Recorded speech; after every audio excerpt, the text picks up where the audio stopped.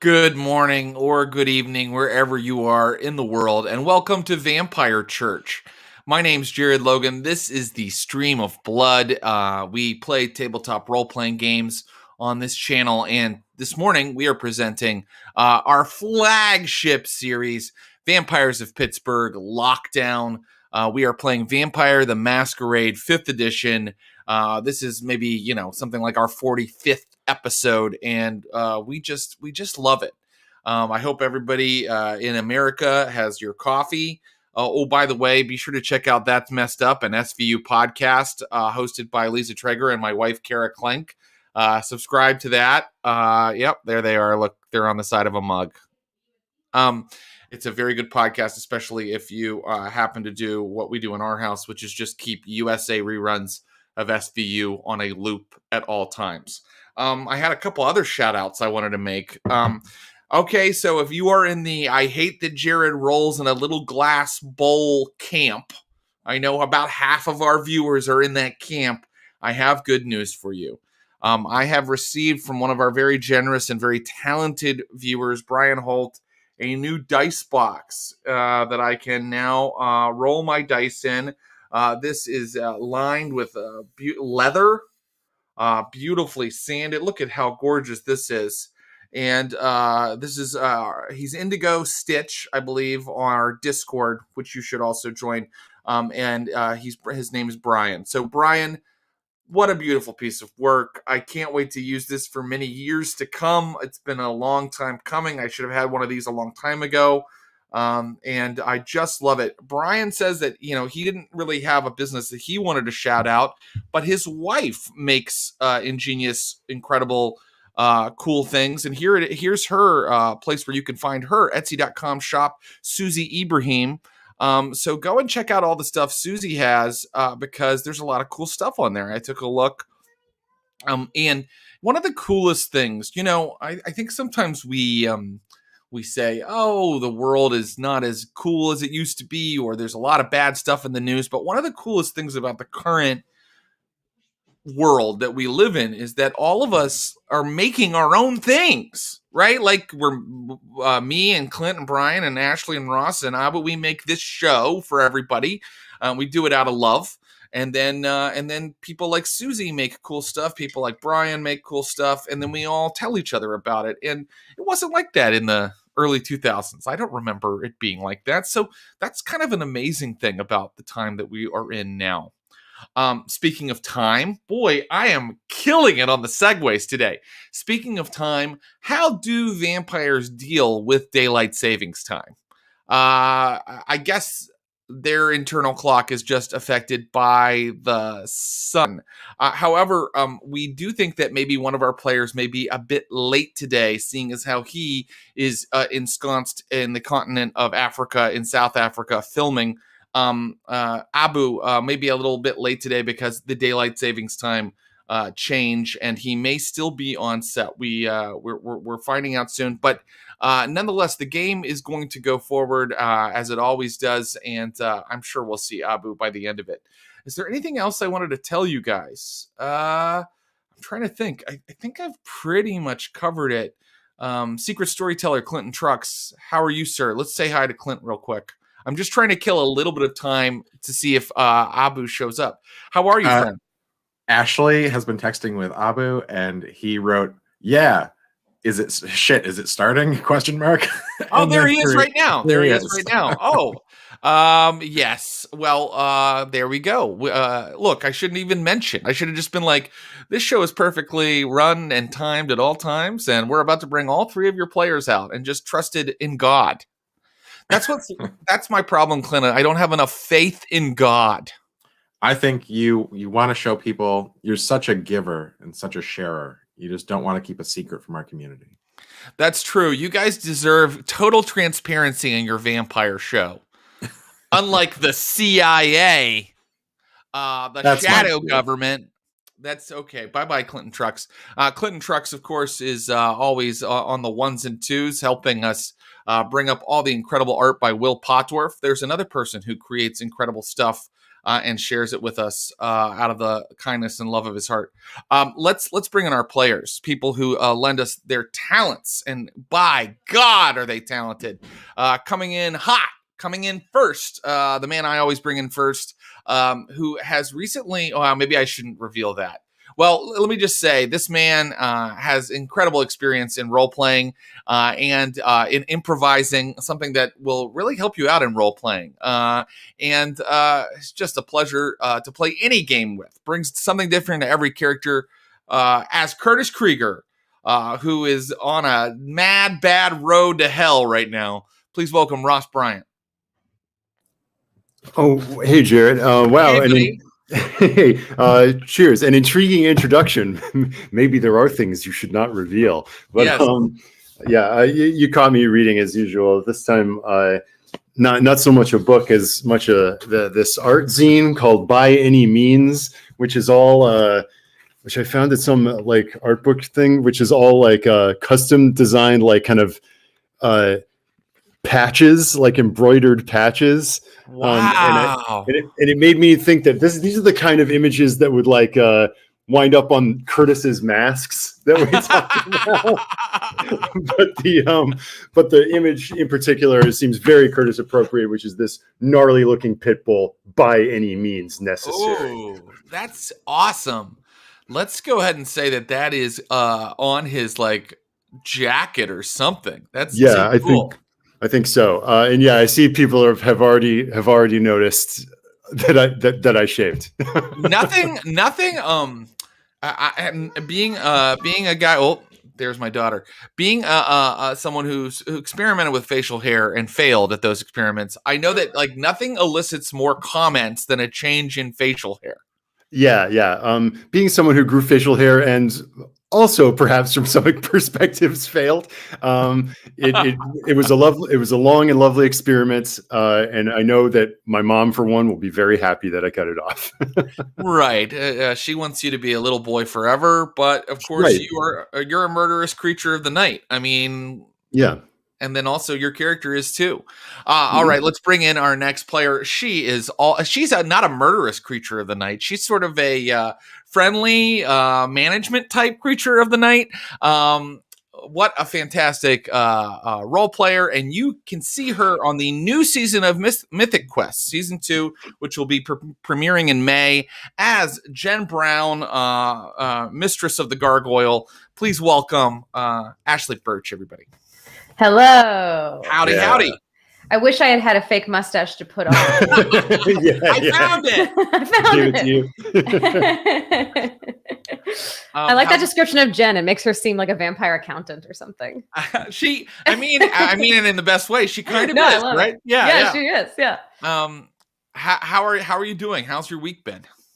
It's been good. As everyone knows, we have a puppy named Cody, who is equal parts good boy and is making it so I don't have any sleep. So I'm a little tired, but otherwise good. You know, it's funny. It's like when I had a baby, when my wife did, people were like, oh, I bet you're not getting any sleep. But our daughter just like slept. Oh, really? So like, yeah, she just is like, you're like, go to bed. And she's like, okay. And then she just would. And so it's so funny. It's like you're having a harder time. See, guys, anybody that tells you having kids is harder than having a dog is lying to you. You know? It did feel like we had a kid because Mort was just next to his crate. Like, it's okay. It's okay. Go to sleep. It was, It was a trying night, but now they're cuddling and watching a Bee Gees documentary. So it's good. Well, let's bring in our third player, a guy that you would love to cuddle and watch a Bee Gees documentary with. He's a fantastically talented actor and role player. You can see him on season 2 of Raised by Wolves, HBO Max, which he is filming right now. Please welcome as Lucius Ali, the wild card, the loose cannon of the coterie. Please welcome Salim, everybody. Hello. Hello. I literally, honestly, daylight savings. Completely didn't even think about it, and I was Me like neither. literally on the sofa, like watching Marriage at First Sight with like my partner, and then I get a message from Ashley being like, "We're on daylight savings," and I'm like, "Oh god!" into the room. Well, thank you for being here. Yes. Yes. Time. That's a weird thing, isn't it? Great. It's So like great. already like so weird because you're like so far away from the US right now, and it's like but it all worked out. Here you are. Here you are. Yeah. Look, I covered everybody. Nobody even knew that we didn't even have to talk about this. We just great. people know you were set to go. Brilliant. Are you guys? Oh, your character's in a bit of a pickle. Yeah, I know, forgot man. about the pickle. Yeah. That's a pickle. Yeah, Yeah, like a we're all serious in. one. We're in Yeah. all in serious pickles. It's a pickle episode of Vampires of Pittsburgh. Are you guys ready to play? Yeah, let's get Oh, yeah. briny. Yeah. Let's get full of brine. Let's get fully pickled. Guys, a year ago, this coterie of vampires broke the masquerade and there were consequences. The Inquisition has taken over the city. The havens are burning. Your friends have been put to the stake and faced final death. Can you escape? What are you going to do? This is Lockdown, and we are not going to begin with our friend Lucius Salim. We're going to let everybody kind of hang on that for a moment. I would like to first, I want to check in with someone who's just on going down a bad road. Curtis Krieger, you have just murdered Brad Lockwood. You have left his body in a drainage ditch. If you missed our last episode, Curtis's school, Brad Lockwood, is also his former drug dealer, and they had a very contentious relationship in many ways. Brad always wanted another taste. No matter what Brad did for Curtis, he wanted just another little taste of that sweet vitae, and he would hold it over Curtis in many sort of manipulative ways. Like, I work for you, I help you get what you need, but you got to give me what I'm addicted to. And in this last episode, he was driving Curtis back to the Haven. Yep, Brad Lockwood. He's bad. He's rad. He's dead. He was driving Curtis back to the Haven and said, "Well, dawn is coming soon." You know, he sort of threatened him with destruction by sunlight. And that was Curtis's final straw. So Curtis had destroyed him. Unfortunately, Clara, Lucius Ali, Abu's touchstone, was also in the car. And Clara has completely fled the scene. You described, I think, your final actions, and you can revise these if you'd like, Ross. You described it yourself as driving away. So just let me know what you're doing as we set the scene. And by the way, it is close to dawn. It is close to dawn.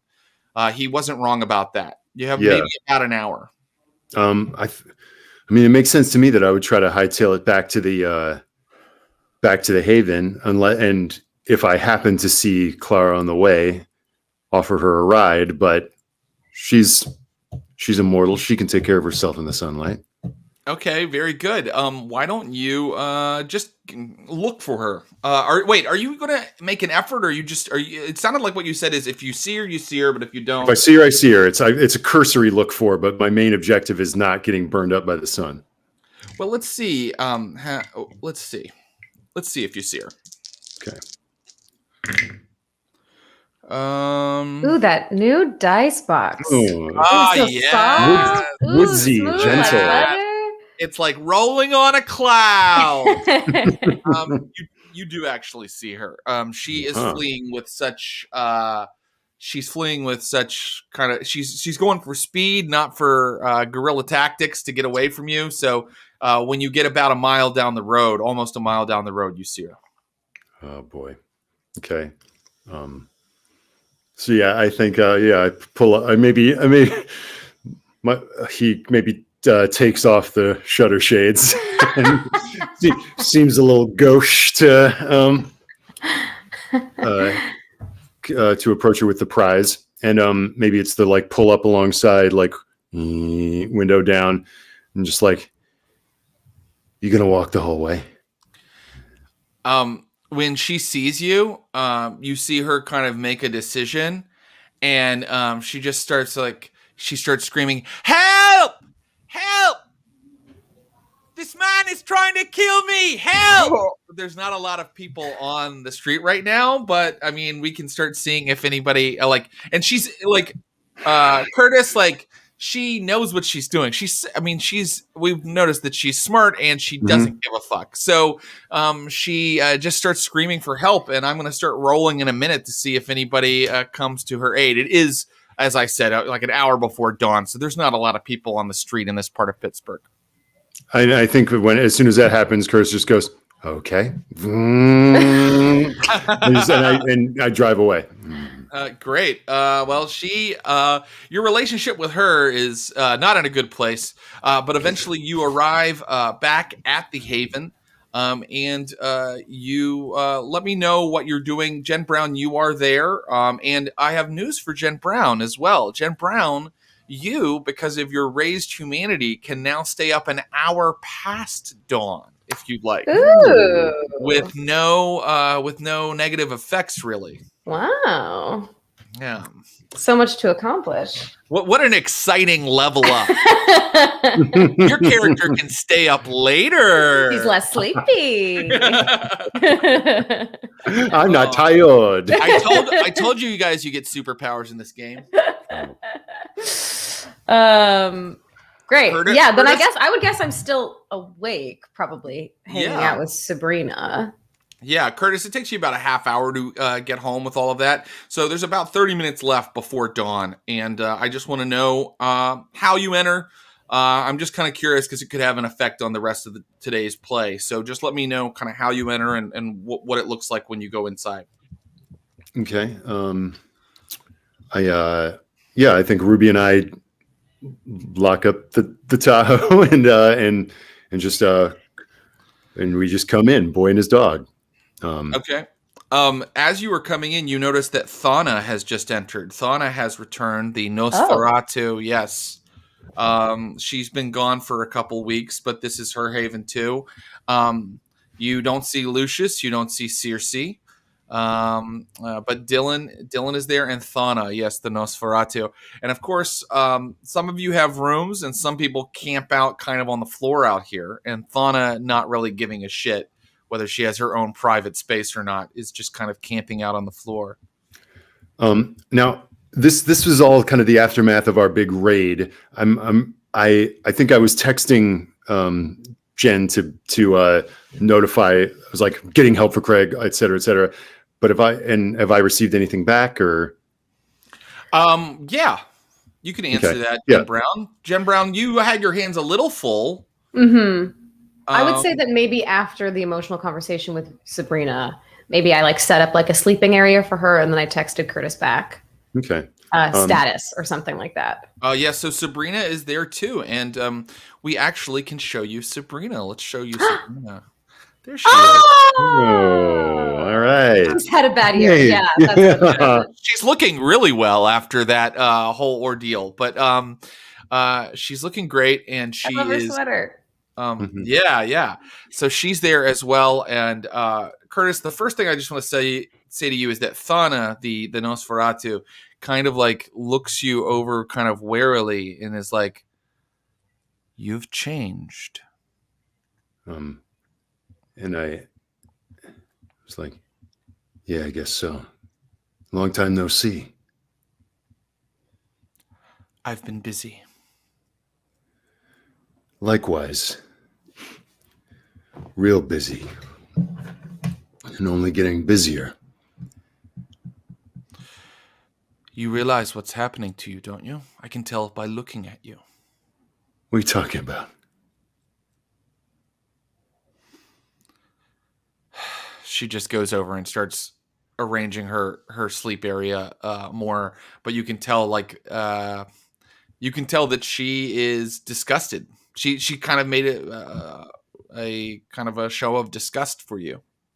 Oh, cool. Okay. She misses the mustache. Yeah, I guess so. It's like you grow it, you look like a pervert. You shave it off, you look like a baby. Can't win. Yeah, I think maybe after the night he's had, he walks over and he's like, "Yeah, I just had a very very complicated evening, okay? I'm trying to help out my friends instead of fucking disappearing when the chips are down. If you got something to say to me, just say it. Mary taught you. She mentored you. She tried to show you the correct path. You have rejected her. You're letting your beast control you. I pity you. And after today, I stay here no longer.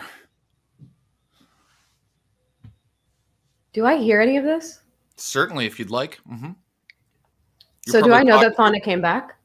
Maybe you're just noticing it. You're talking to Sabrina as you're getting her kind of like situated, and you notice that Thana is here and having a discussion with Curtis. Okay, I'm gonna like lock the door to make Sabrina secure, and I'm gonna come out and see them both, I suppose. Go, Thana, you're back. Where have you been?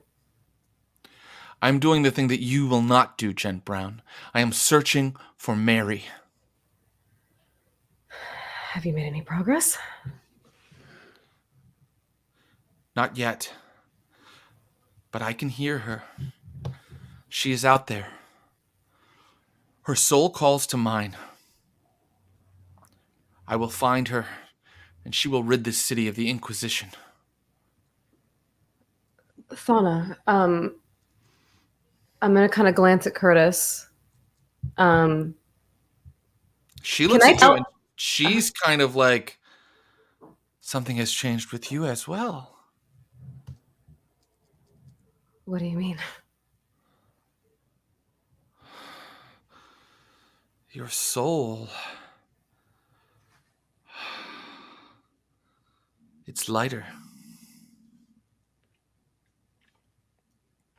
Thank you. Look, Thana, I know we've gotten off track of finding Mary, but we've made some headway with the Camarilla. We have someone that can help us.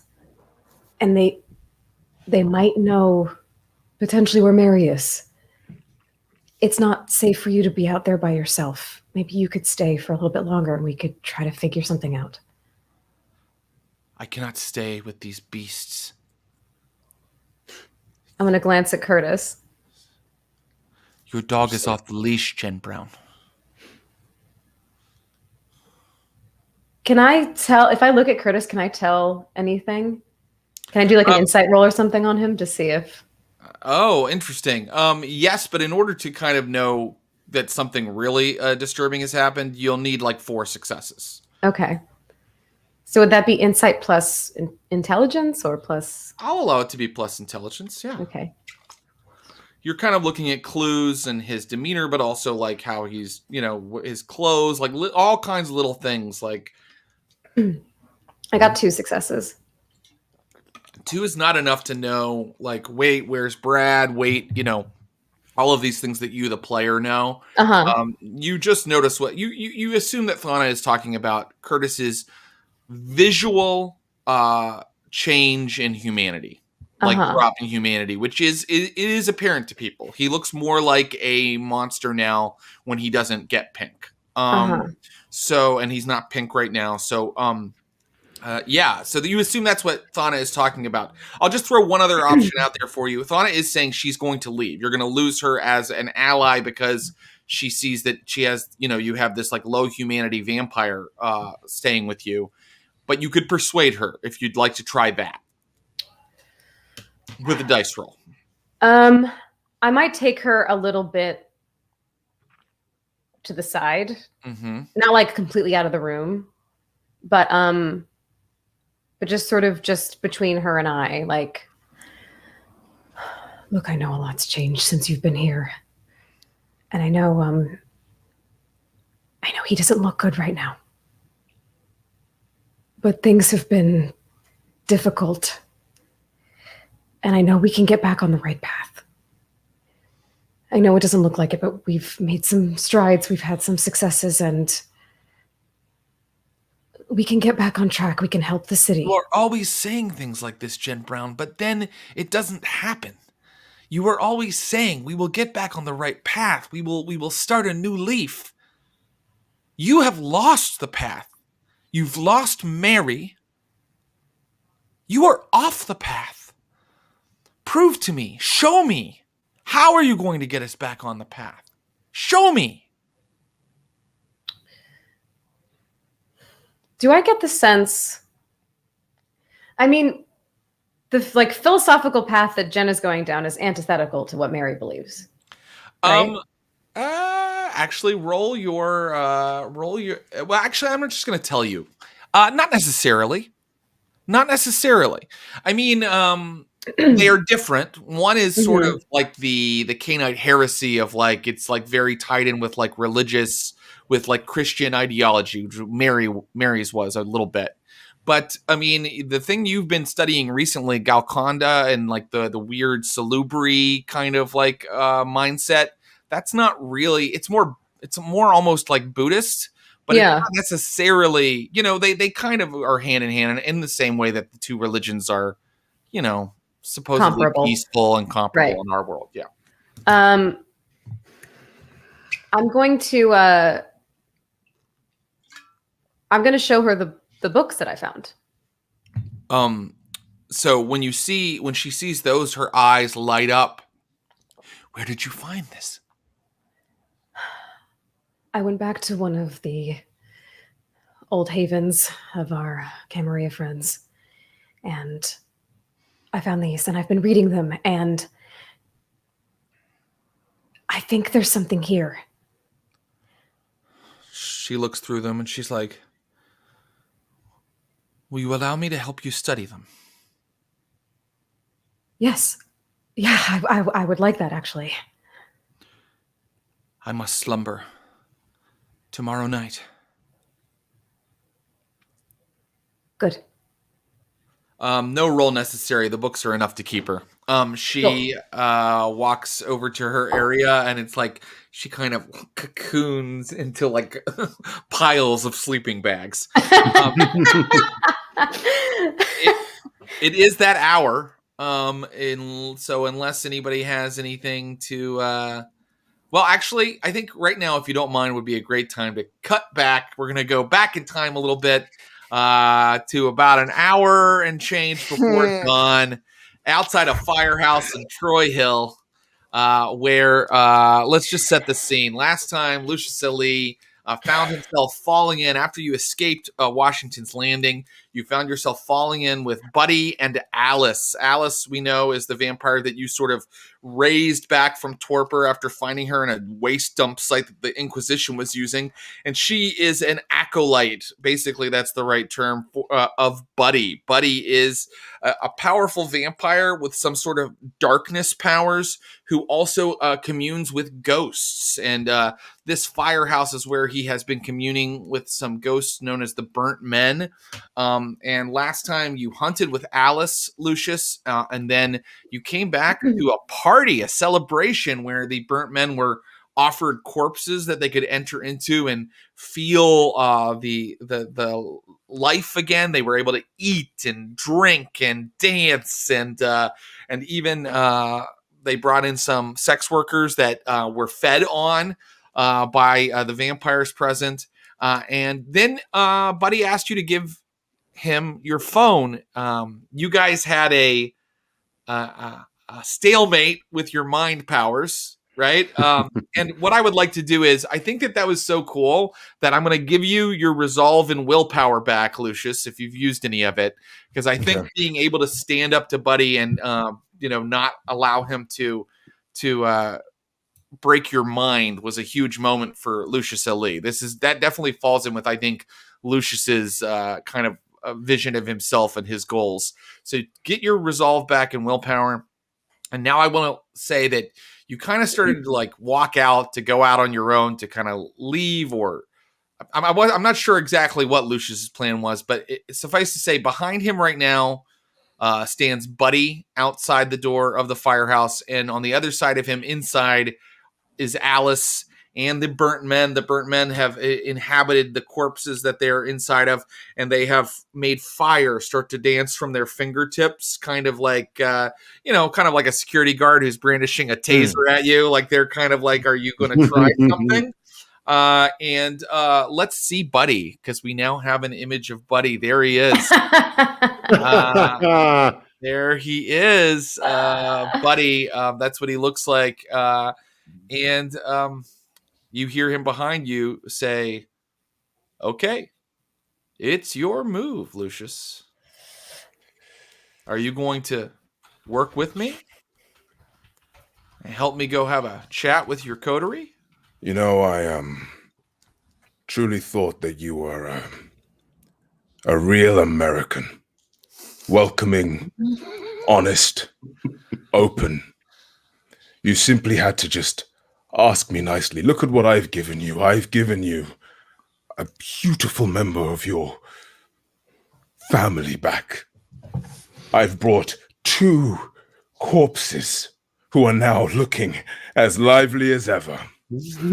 And you are now threatening me in your own home when all I just wanted to hear was a please.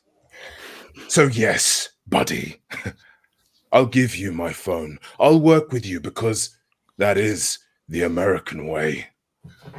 But just remember, I'll remember this. And I hand him my phone. He holds it for a second and he goes, "Partner, you've shamed me. I should have trusted you. I'm sorry." And he gives you the phone back. I take the phone back and it's like, well, hey, we're here now. We're past it. Let's just move on, shall we? I think that's a good idea.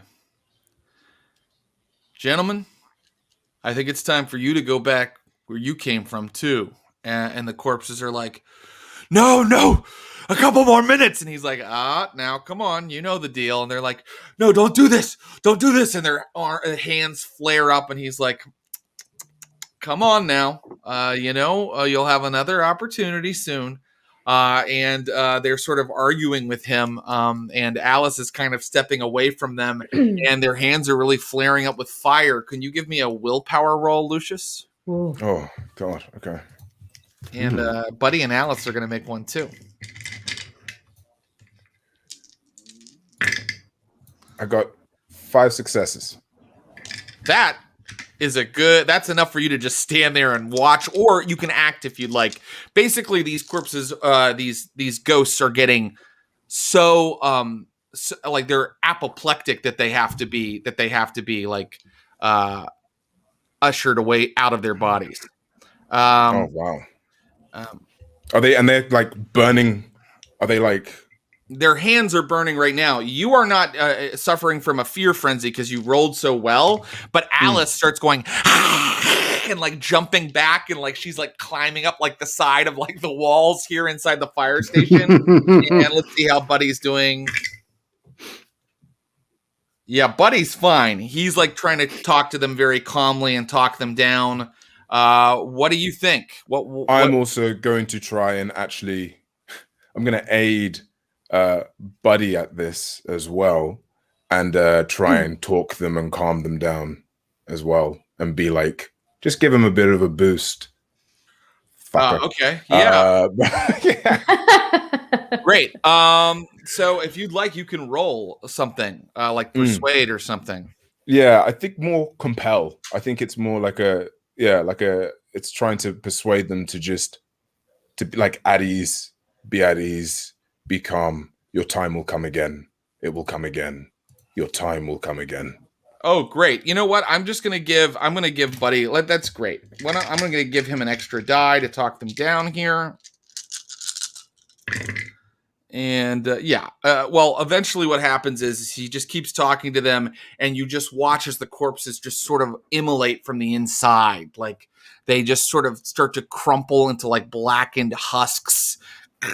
and like they catch on fire completely. Their faces catch on fire, and at the end, it's like incredibly sad. They're like, no. Oh God. And he's like, well, that was embarrassing. He walks over and kicks over a pile of ash that used to be a human body. Buddy, I have a question. Can these ghosts live in bodies forever, like us, or are they? Well, sure. I mean, there are stories of that kind of thing happening, but I don't think I'm ready to teach you the ways of the Shadowlands quite yet, Lucius. But maybe soon. Maybe soon. For now, I think it's time for us to slumber. And then tomorrow night, we're going to pay your coterie a visit. Yes. And so, the second floor of the firehouse is completely shielded from sunlight. The fireman that's like on duty, like it's just kind of standing there in like a haze. He's probably been mesmerized out of his gourd. And you guys can go up and take bunks in this firehouse for now. Is there anything you'd like to do before you slumber, Lucius? I think definitely before I go to bed. And I'm going to make sure that, so first of all, this is actually a question I have. When I have been in the same kind of bed as Alice, have I seen that she goes to sleep before me or after me? It's that's an interesting question. So, you guys, it's tough because, slumber for a vampire for you is not just like kind of falling asleep. It's like becoming a dead body. And it's sort of a physical process that happens to you as the sun rises. You can use, you can roll to try to stay up past sunrise. So if you would like to stay up longer than her, let's do a roll. Like let's see if we can do it with a roll. Is that what you're asking? If you'd that's what I want to do. Okay, great. Let's do it. I think that Alice is not going to assume anything is weird. These guys kind of trust you or don't feel you to be a threat. So here we go. I think that you're going to roll something related to stamina, but I'm going to make sure here. It's your humanity. You can add your humanity to it, I think. Okay. So let's add, I think it's like you're supposed to add like 1/3 of your humanity or something. Why don't you give me, so for you, that's going to be like 1 die. Yeah. And then I'm trying to find what you roll. Look, I'm just going to make a call here. Roll your stamina and that die for your humanity that's left. Okay. You need you're not staying up too late, you're just staying up for a couple moments past dawn. Literally just like a few moments. Just you only need 2 successes. 2 successes. Okay. There you go. Okay. Yeah. So Alice is like kind of like caressing your face and smiling at you and like giggling, like, pillow talk, and then all of a sudden like you can feel the sun come up outside and she's like becomes a corpse right in front of you. Right. What are you doing with your moments that you've bought? I whip out my phone and I text Jen and I'm like, prepare, buddy and team coming over. Will be safe. Please play safe, but have everything ready for fight. And then just send that off. And then I'm going to go to Curtis and be like, prepare, send the same message, delete message of Jen, delete message of Curtis. Then I'm going to stare at Alice. And do I see any blood? Blood? Or anything? Like, do I know that there is something there? Can I see anything? Because I'm quite hungry. Oh, well, now, do you see any blood? I mean, like she has enough to kind of operate. She fed on the people that were hired to come to the party, right? Which you kind of saw the firemen kind of handling them. They didn't appear to be dead, but the fireman was kind of moving them like into a back room. So she's flush. Yeah, she didn't seem hungry there at the end. She was giggling and enjoying herself. Fuck. How long have I got? How can I feel how long I've got? You're not going to tell me. I'm going to tell you right now. You're thinking about feeding on her when suddenly everything starts to gray out in your vision. And it's almost like when a movie like does like it gets, instead of a blackout, it gets so light that you can't see anything anymore. Suddenly your vision goes from gray to white and you're out. You're gone. Fuck. Your soul has sneak into Buddy's room, man. Jesus. All right, cool. We're good. Send my message. I think that getting this text message means that I'm going to allow Jen Brown to do something. And I think, Curtis, unless you want to roll your stamina plus 1 die to see if you stay up a little later, you're in your slumber when this comes. Yeah. I've had a night. So I think when Thana made that comment about like your dog being off the leash, as she goes into her little sleeping bag cocoon, Curtis is just like watching her like, keep talking.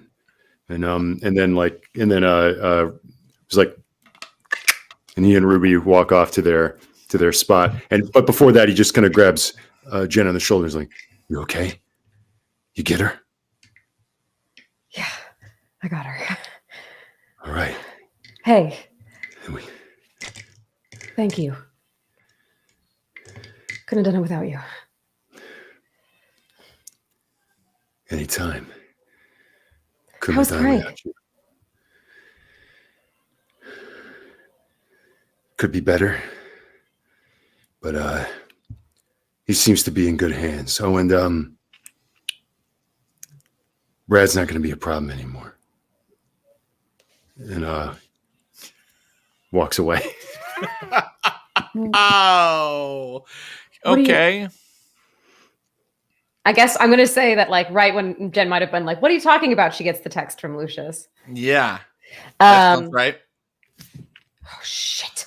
And she... by the way, everybody around you, except for Dylan, yeah, she's the only human left here right now, is like, you know... And Sabrina, right? And Sabrina, that's right. Actually, you have someone, but can you trust her this early to help you with these preparations? Well, let's find out. Or do whatever you'd like. I remember last time you said that she is... If it's part of Sonia's plan, she would have difficulty resisting it. Yes. But she is mostly... She's her own person. She's her own person right now. Okay. Oh God, Buddy and Alice are... Dylan's gonna... okay. I'm gonna... do I have Clara's number? I think that it's safe to say you all have exchanged info. Yeah. Okay. I'm gonna, not knowing what happened, obviously, I'm gonna text Clara and be like, hey, where are you? Your brother's okay, but there's trouble coming. OMW. That's what she says? Mm-hmm. Okay. If you say that, I mean, it's like you got it so quick. Your brother's okay, but there's going to be trouble. Oh, she likes trouble. She's on Okay, great. So I'm going to take a second with Dylan. I didn't know that this extra hour of sleep is, or lack of sleepiness is actually coming in handy. I'm gonna go over to Dylan. She's like, shouldn't you? Yeah, she's like, shouldn't you be asleep? Yeah, I don't feel tired yet. Look, listen. I need to talk to you. Okay. You tell me what you need, okay? Because Lucius is making a play to bring Alice and Buddy here so we can take them out. They're going to come here. I know. And you don't have to be here. No. I want you to let me help you. I want to destroy him. Dylan, he's really powerful. We can do it together. Right, Jen? And Lucius, he'll help us, right? I don't think he would have texted me and let me know they were coming if he wasn't going to help us. He's giving us the heads up. I think you can trust him. But we need to prepare, and we don't have a lot of time. Right. Can we set a fire in here? Like maybe some Molotovs? Okay, and I think I'm just. I don't think we can chain him. I don't think we can either. I'm gonna try because Curtis is out. I'm gonna try to remember stuff that he would say. Is there like because I spent enough time with him now? Could I like roll to see if I can like glean some tactical ideas from my time spent with Curtis? I love that. Why don't you give me a wits plus what would it be?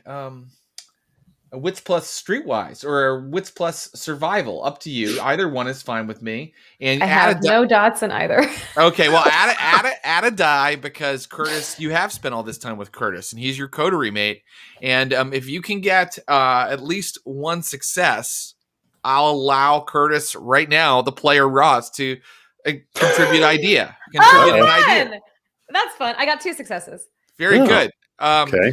So I know, Ross, that you particularly aren't necessarily a tactical, warrior. Actually, why would I say that? I don't know. Maybe you are. But my point is, maybe you may that's been contribute my ideas. long game all this time to throw you off.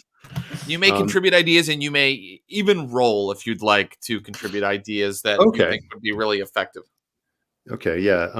To shoot. Okay. Yeah, I'll roll. Let's see. So would that be the same thing for me? Intelligence plus streetwise? That's right. Okay. That's good for me. All right. Yeah, that's 3 successes. Okay, so your big gun is the gargoyle. And that could probably keep Buddy busy while you attack him from a flank position, right? Like if you attack him while the gargoyle is handling him, like in the moment that the gargoyle kind of has him down or whatever, that would be the time to throw a bunch of Molotovs at him or something. And the real, and I'll give you 2 since you got 2 successes, Jen Brown. The real wild card danger is Alice because she's going to be with him as well. And you actually don't know how many people they're bringing because Lucius didn't say that. So you need to have some sort of plan in place for those people too. Okay. I'm going to say with Dylan, I think Sabrina, we're going to let chill. And then hopefully Clara comes in time. I basically want to set up, I want them to prepare stakes, load guns, prep Molotovs, and also we should talk about an escape route. If we're losing, we need to have the cars prepped so that people can bail. And I don't know if I can contribute this, but I feel like Curtis would think of this, especially as a denning animal that he is becoming, that the more commotion we create at our haven, the less likely this will be a haven anymore. Like we're going to draw a lot of attention to it when the guns and bombs start going off. So then maybe we would also think of pre-plan a place that we can escape to, assuming that the Inquisition, because we're probably going to draw the Inquisition, unless this is like a 1, 2, 3 done, which I'm really guessing it's not. Then I feel like prep weapons, prep car, and then have a place that we're going to go to. Okay. So prep weapons. So you want stakes and Molotovs. Is that right?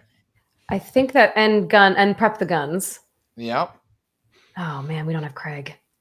That sucks. Nope. You don't. And then you're also going to prep escape route and drivers. So I want you to assign people to these teams. So and by the way, you're gonna have to tell them when they awaken, some of them. But who is going to be the escape route? Like have the car running, and who is going to be like? And by the way, Dylan insists on being part of the team that's going to throw that fiery bottle at Buddy. This feels like a suicide mission in a video game where it's like you have to choose the right people and the right permutation, or everyone's going to die. Well, we know that Clara's real good at chucking Molotovs. Yeah. She runs in like it's almost a full hour after dawn.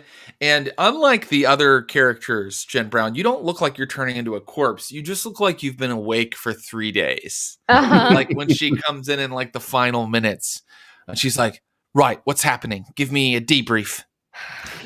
There's a couple of really bad vampires coming. Your brother's with them. We have to prep.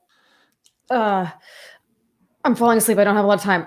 So I'm going to tell Clara, I'm basically going to tell Dylan to debrief her, but I'm going to assign. Have we seen Dylan drive a car? We haven't. Okay. Oh, too bad. Our driver's dead. Actually, well, no, she may have at one point. He's a Look, killer. the lore of cars and vampires of Pittsburgh is a deep, deep well that we are currently sifting through. But I think Dylan did drive one at one point. I don't think she had to do any stunt driving. Okay, I'm going to say to Clara that she's going to be on Molotov team, but if shit starts going wacky, I'm going to kind of try to boost her ego a little bit and be like, you're our best woman in a pinch. I need you to be the getaway driver. So if things start going topsy-turvy in the car, off we go. Wait, but she's fucking British. Damn it. But she drives in Britain. It doesn't matter. Whatever. She's our getaway driver. She loves getaway driver job. That's what you're giving her? Yes. Oh, she's so stoked for it. She's Okay. so stoked. By the way, she's like barely old enough to drive a car, I think. She's Mhm. She's barely old enough to drive a car? That's right. Yeah, she's like 16, 17, like, which I means forgot. like you've just like passed shit and like, yeah. Okay. This is great. I'm really happy I'm doing this. Shit. Thanks for the heads Maybe up. she'll be safe if she's the one driving. Has she driven before? Do I know that? Have I seen her drive? I mean, She's driven Clara, us before, hasn't she? sure, she can I do thought she had. it. She can do it. Okay, well, I assigned it to her, so fuck it. It happened. It happened. Sure. I'm going to they're going to be on Molotov detail. Everyone's going to be loaded with stakes and guns. I'm also going to say that they're not going to be present at the beginning. The mortals will not be visible when they first show up. It's just going to be vampires. And then Fauna, I'm going to put in charge of getting people out and being like a lookout. I don't think she's much of a fighter. No, she's not. I feel like I want her like on lookout and helping facilitate getting people out if we need to retreat. Okay. Curtis will be in the front. Lucius is going to do whatever he's going to do. Sabrina should not be involved at all, I think, until we need to retreat. Okay. And So I'm going to warn. waiting in the car. I'm going to say that she's going to wait in the haven itself. And I'm going to warn everyone that I'm probably going to need to get her myself and escort her because I don't know if she's going to trust anyone else. So I might need to bail at some point and help Sabrina out if things go topsy-turvy. I'm going to be like middle person, I think. I'll be in the front, kind of. I'll be in the back, kind of. I don't know. And then who else do we have? Is that it? I think that's it because Craig's out right now. And What? Is Cersei dead? Let's find out. Meanwhile, if you don't mind, if you Yes. feel like, No, go ahead. You feel like your prep is done. So I just want to review it real quick, actually, before I jump to the next night. Dylan and Curtis are on kind of attacking when it's time. Clara has the Tahoe running out back, right? Not in the front of the shop, back. but like out back. There is, of course, a back alley, where the dumpster is and things like that. So you can go out that way. Fauna is in charge of helping people to get out when it's time to get out. And Sabrina is standing by, maybe in one of the rooms, waiting for you to come in and grab her if it's time to run. Yes. Okay, here we go. when you awaken, Lucius, you can hear Buddy's voice nearby going, and if you understand those things, then I have many pieces of wisdom that I can show you. I'm going to get up and then sort of, you hear Circe responding to him and going like, I'd like that. I'd like to learn more. Well, swell. That's just great. What are we learning today? I was just apologizing to Circe here for attacking her back at Washington's Landing. I didn't realize she was with my wonderful friend Alice here. Hey, you were playing it safe, weren't you? I mean, dark days, eh?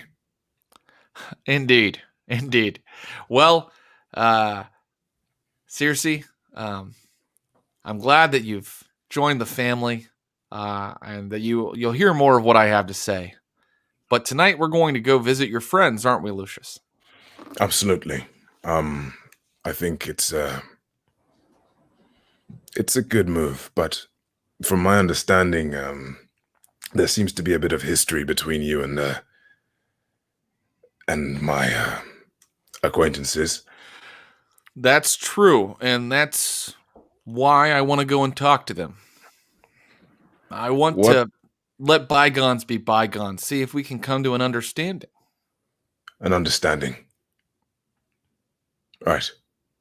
I'm an independent operator, Lucius. I'm not a anarch, and I hate the Camarilla. He's like walking down the stairs.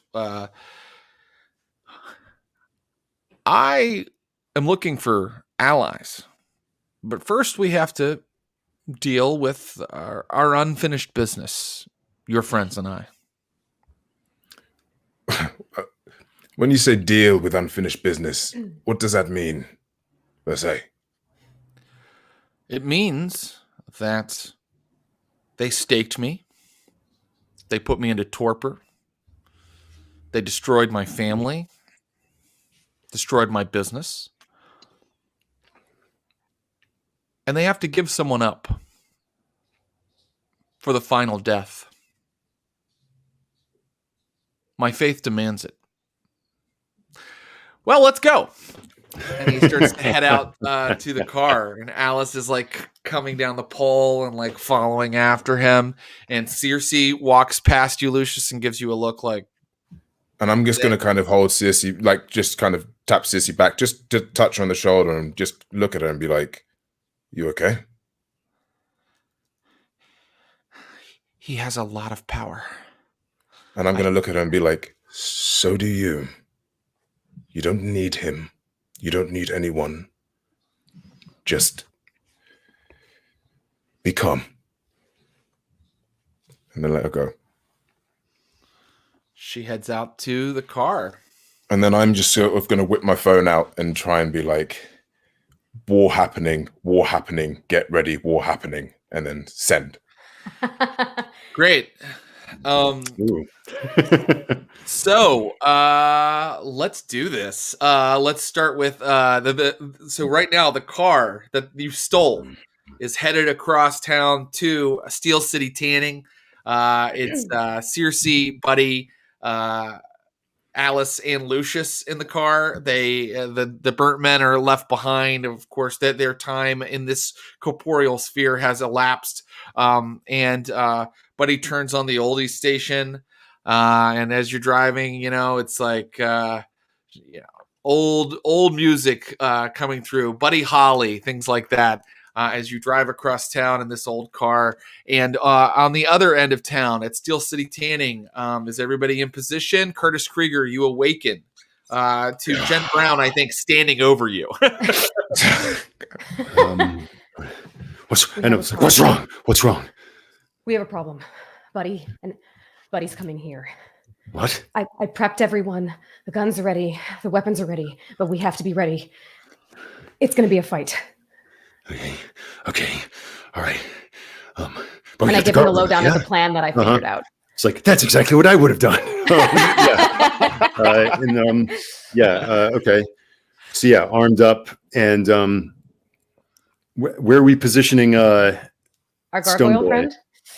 friend? Maybe I can ask you about, I feel like right now I told him to be discreet. So I feel like we could have him hidden somewhere. Did Buddy see the gargoyle? I During think the that fight? he did, Okay, so he knows we have one. Well, no, wait, he didn't see her because that was Sonia that he was kind of in a conflict with. Yes, the gargoyle of Economy Village that Jen Brown found when she was investigating and searching through the old Tremere Haven that has been abandoned. I don't think Buddy did see the gargoyle. Although Alice knows. So I feel Alice like knows. I mean, we could just have him. I could be like standing with him or something to greet them almost. I don't know. Like we don't have to hide him necessarily, but I'll ask Curtis's opinion.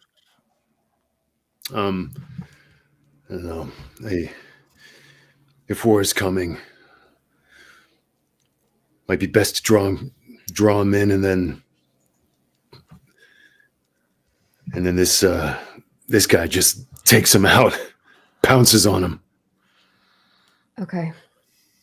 Then I'm going to, as much as I can, communicate with the gargoyle, say like, stay hidden. How do you do that?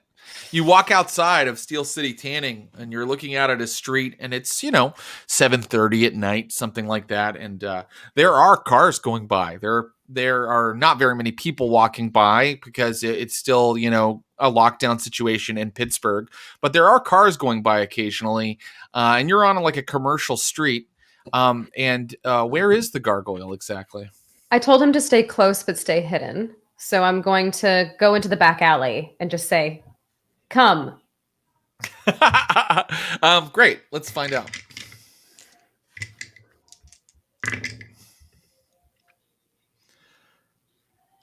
Nope. Nothing. Is far reach only for literal reach? Telekinesis kind of a thing. It's kind of a telekinesis kind of a thing. Could I use... It moves stuff. Oh, okay. So I couldn't like expand my voice or something with far reach. What an interesting idea. Jen, do you want to try a crazy alchemy roll to see if you can whip up something that throws your voice farther? Sure. Okay. I'll allow it. We established last time that you have a little bit of a supply of blood with different dyscrasias and things like that. So what kind of blood do you think you'll use? Remember, choleric is sort of like, angry or like, negatively emotional blood. There's also sanguine, which is sort of like flighty and happy and kind of like a lively type of dyscrasia. I'll do that one, which is maybe me thinking too much of this gargoyle as a dog, but I'm going to try that one. Oh, okay. Yeah. Interesting. Okay. To sort of like basically like call him almost like a here boy kind of thing. Give me an intelligence plus thin blood alchemy roll. And here's the thing. I think I need like 3 successes on this because you're kind of having to do it in a hurry. 3 successes. Ooh, okay. Right. So last time you had to get like the sad blood from like your friend. Yeah. Yeah. This time you can't just bag and keep happy blood. Yeah. So what you've had to do actually is if you've had to take some blood from Ruby. Like give Ruby a toy and like, her ears, and then very safely and not in any way abusively, the way a vet would, you have just drawn a little bit of blood off of her. And so the whole time I'm just holding her head like shh. Yeah, and this is all happening in a hurry because that car is headed toward you right now. And so finally you have this potion, and you got your 3 successes, right? Mm-hmm. Do you imbibe? Yes. Okay. And what do you do when you walk outside now?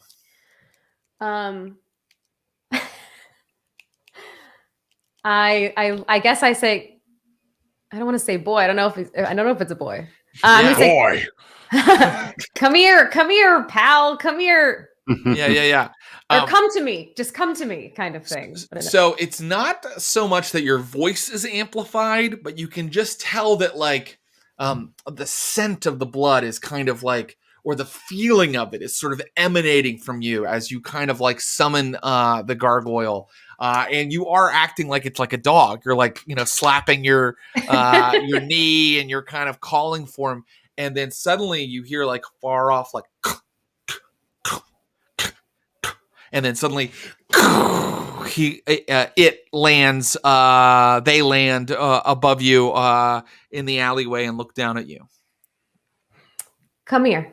And then I remember that it drinks blood, right? So I'm going to feed it some, could I say that I did some for me? I'm going to give some to. Oh yeah. Pal? It loves this. I mean, like it puts its like fully stone muzzle up against the blood. And again, you see like the blood just sort of drain and sort of stain the front of, and it gets such a full drink this time that it's not just its muzzle. Like you see like kind of the face sort of fills up with blood as it like drinks from what you've prepared for it.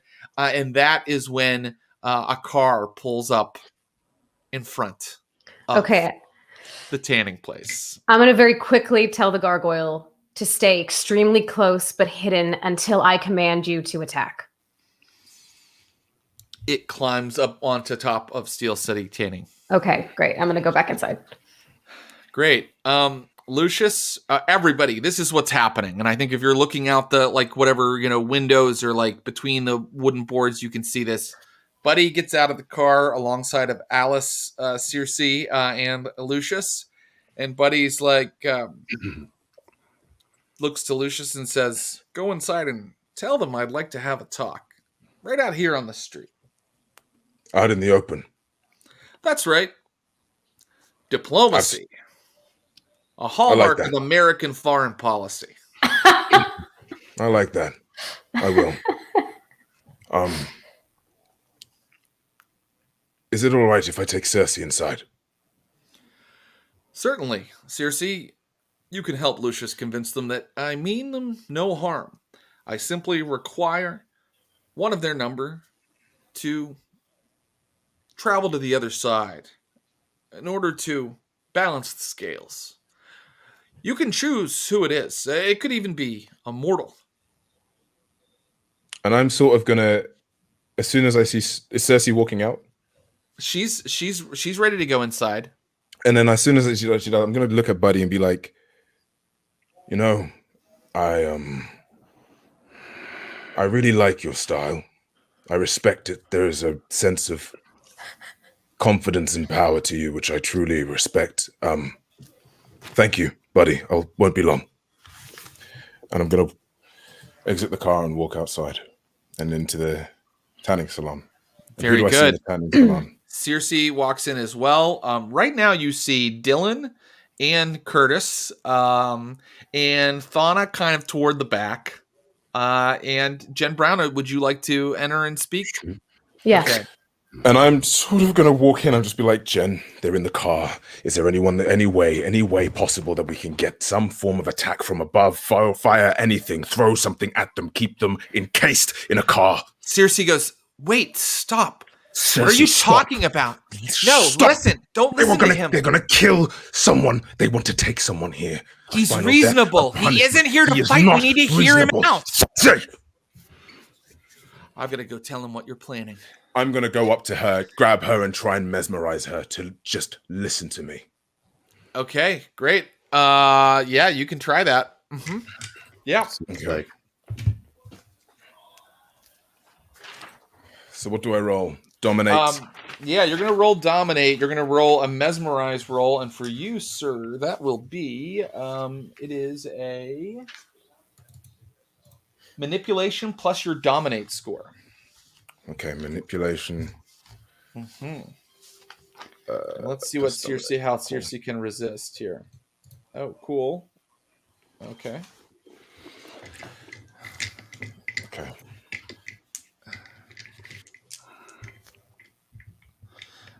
All right. You ready? How'd you do? I got 4 successes. Pretty good. She got 1. Okay. So you hear her, she's like, he came in peace. What are you doing? He can teach us things. There is no peace with control, fear, and anger, and dominating people. It is pure trickery. He will use you, abuse you, torment you, and get rid of you. Please, Cersei, calm down. I'm calm. However you guys want to play it, I get it. And I'm just going to push it to the side and then go to Jen and be like, Jen, what have we got? Please, this is our opportunity now. Okay, I can send the gargoyle and we can throw Molotovs at the same time. Does that sound good? Yeah. And then we need to get out of here because the Inquisition is going to be hot on this location after this. Perfect. Okay? Perfect. All right, I'm going to go out the back. I'm going to hustle out the back and go attack the car to the gargoyle. Okay, great. I'll cover your retreat and I'll post up by the front if they try to enter or go up so that people can get out the back while all this is going on. Okay, so you guys aren't even going to come out and talk to him. You're just sending the gargoyle in and then you're going to come out with the Molotovs, right? Uh-huh. All right. So I love this. I think that I need a moment to figure out how Buddy's going to handle this. And I think I want him to say something, right? I think that he feels nervous that people haven't come out or talked for a moment, or he's on to what's going on a little bit. He's just a little, and he goes, I just want to talk. I really want to thank you. When I journeyed to the other side, I walked in the Shadowlands. I spoke with Malthians at the bottom of the labyrinth. They've shown me so many things that I would love to show you. But you have to give someone up. We are creatures of death. Who will you give me? Who will you give me? Gargoyle. Apologize for what you did to me. Exactly. We got someone for you. So here we go. The gargoyle is going to make an attack. Buddy's going to react in whatever way that Buddy would. Alice will react in whatever way that Alice would. And then you guys can make your Molotov rolls, right? So are you guys kind of holding off to see how the altercation with the gargoyle goes first and then throwing? Or are you kind of all hitting it once? Hit it once. I'm just going to be throw everything at this thing. Okay. Here we go. Let's see here. I'm just deciding what Buddy's going to do. Okay. Oh boy. So here comes the gargoyle is you're giving the gargoyle the signal. At the moment he's going who will you give me? Boom. Yeah, okay, Fire great. doesn't kill the gargoyle. Here comes the guess we'll gargoyle. Please stop. Everybody's hitting it once. I love that. Okay. So go ahead and guys and roll. Let's see. I'm going to say that it's going to be, I think athletics plus dexterity to kind of hit with something you throw. Okay. I think I'm not going to throw. I'm going to pay attention to the gargoyle, like dog trainer style. Yeah. And if we need something to change about what he's doing. I mean, how many Molotovs do we have here? Because Clara, Dylan. And I guess me. Because if we have a lot, then I'm literally just going to be okay, so the gargoyle just rolled a critical. Hey, Buddy has lots of dice too. Buddy might counter the critical. We'll see. Oh, he got a critical? My headphone fell out. Yep, the gargoyle got a critical. Okay. Oh, wait. Oh, that is a lot of dice. Yeah. He needs 2 hands.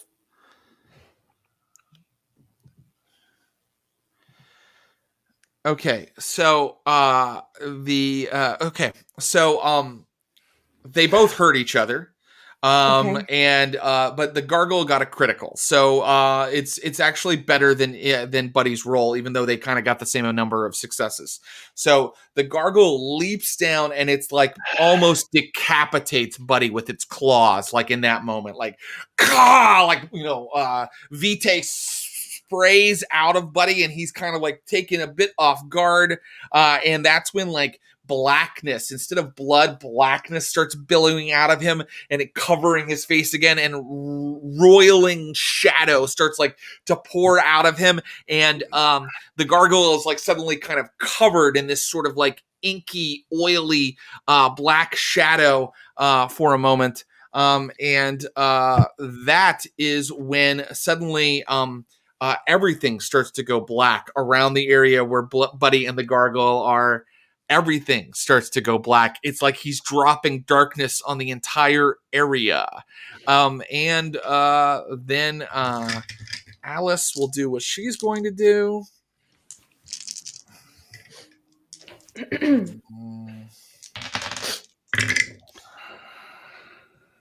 Okay.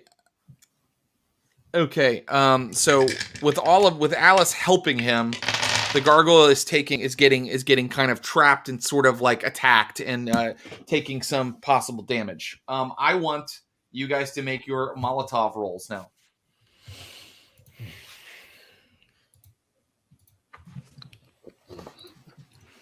Oh, 3 successes for me. Okay. Messy critical. What? Your face, Afu. There it goes. So the messy critical means that before that sort of black veil went over the fight, you managed to smash a Molotov into Buddy's side, and that was the last one before it's like kind of hard to hit him, right? Because it's suddenly everything's exactly right. So I want to see, how did we say 3 successes for Abu, and Jen, you're not throwing one, right? No, but Clara and Dylan are. Yep, that's right. Well, wait, no, I had Clara on the car. Did you? I told her that she was going to throw Molotovs until we needed to retreat, and then she was gonna start the car. Then she will. Then that is what she'll do. Let's see, Clara. Okay, 3 successes. And Such a better throw than me. Dylan, oh my God, she fails. She just total failures. Actually, Dylan would spend willpower. She's got an axe to grind. Yeah, Dylan would spend willpower, wouldn't she? Okay. Mm-hmm. She's gonna re-roll all of them because they were all a failure. That's better. There you go. 3 successes for Dylan as well. So here's what happens. Curtis's fire like really does hit. Like it's, you see Buddy like catch, and then like those shadows move in and like just snuff around that, and then there's just this big inky shadow in the middle of the street. There are cars going by. You can't see the fire. Like you guys are just throwing Molotovs into this like inky like shadow. And you're not sure what's happening inside there because it also is kind of snuffed out the sound from inside. It's snuffed out like everything. There's just this big roiling like kind of dome of darkness. So you don't know. Have you hurt him? Have you destroyed him? You're pretty sure you've hurt him because Curtis's thing hit home, but you're not sure. So what I want to know is, what do you do now? I'm going to look at the team and sort of be like, if you want me to, I can run in there and see. I don't know if this is going to make any sense, but I wonder if so that none of us have to go in, since the gargoyle's already in there, is there something I can do from afar with like maybe that angry blood? If I can do some sort of concoction, almost like a support class in a video game, where like buff him from afar or something like that. Is there something I can do to like give him some extra juice? So that he can get out of what's going on. I think you're still juiced with your like summoning kind of alchemy that you did. So I think that would work as like kind of, you're able to give him like more potent, you're able to give the gargoyle more potent commands. So if you want to try something like that, I'll allow it. Is that what you're going to try this turn? Yes. Okay. And then Curtis and Lucius, what are you going to try this turn? Lucius is saying he's going to run in there. Then I'm like, then I've got you. If you go in, I'll cover you and go in. Okay. Fuck it. I'm going to run in. I'm running in. I need to see what the hell's going on. Okay, great. Lucius is running in. Curtis is covering him. Curtis, so you're firing if something happens, like you see an enemy or something like that. Jen Brown, go ahead and make your. I'll allow it to still be a thin blood alchemy roll, but you can add charisma or you can add resolve to it, like something like that. Okay. And tell me what you're telling the gargoyle, what you're shouting out. I mean, I just had the thought, which is pretty gnarly for Jen, but bring me Buddy's head. Okay. All right. Which I got 3 successes. Is that enough? Well, it's hard to tell. Here's what we're going to do. Lucius, you run into this cloud of blackness, and it's not just light that's been taken away. It's physical. So when you run into it, it's like a little bit like running into a wall. It moves, but you hear Jen Brown like, bring me buddies. And then the second your head goes in, everything goes silent, like completely mute. And you're kind of moving through like sheer blackness and you can't see anything. You can't see a goddamn thing. So right now, any kind of roll you try or anything is going to be, negative dice. And I'm going to roll for Buddy and the gargoyle again to see how they're doing. Jen Brown, cool idea, but I think it's fair to say that your sound isn't even piercing the veil of this thing. Right. Wait. Okay.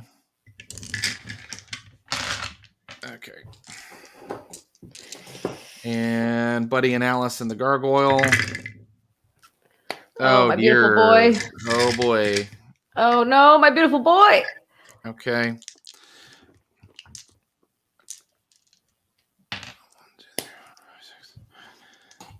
Okay, sorry. Sorry. I gotta get the hunger dice right. Okay. Here we go. Okay.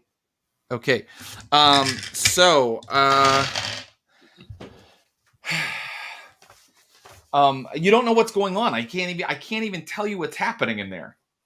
But it ain't good. Shit. And it does look like no one's attacking Lucius as he enters into this cloud of blackness. So, probably they are still busy with being, kind of attacked by the gargoyle, Alice and Buddy. So I will say that at this point, I'm going to say that a car driving by, like a minivan, just like stops, like because it sees like this roiling cloud of blackness in the middle of the street, and it's probably like, what the fuck is that? And now let me see here. Yeah, now let's ask everybody what they're going to do again this turn. Lucius, you are in this cloud of blackness, sort of trying to move through it. You see nothing.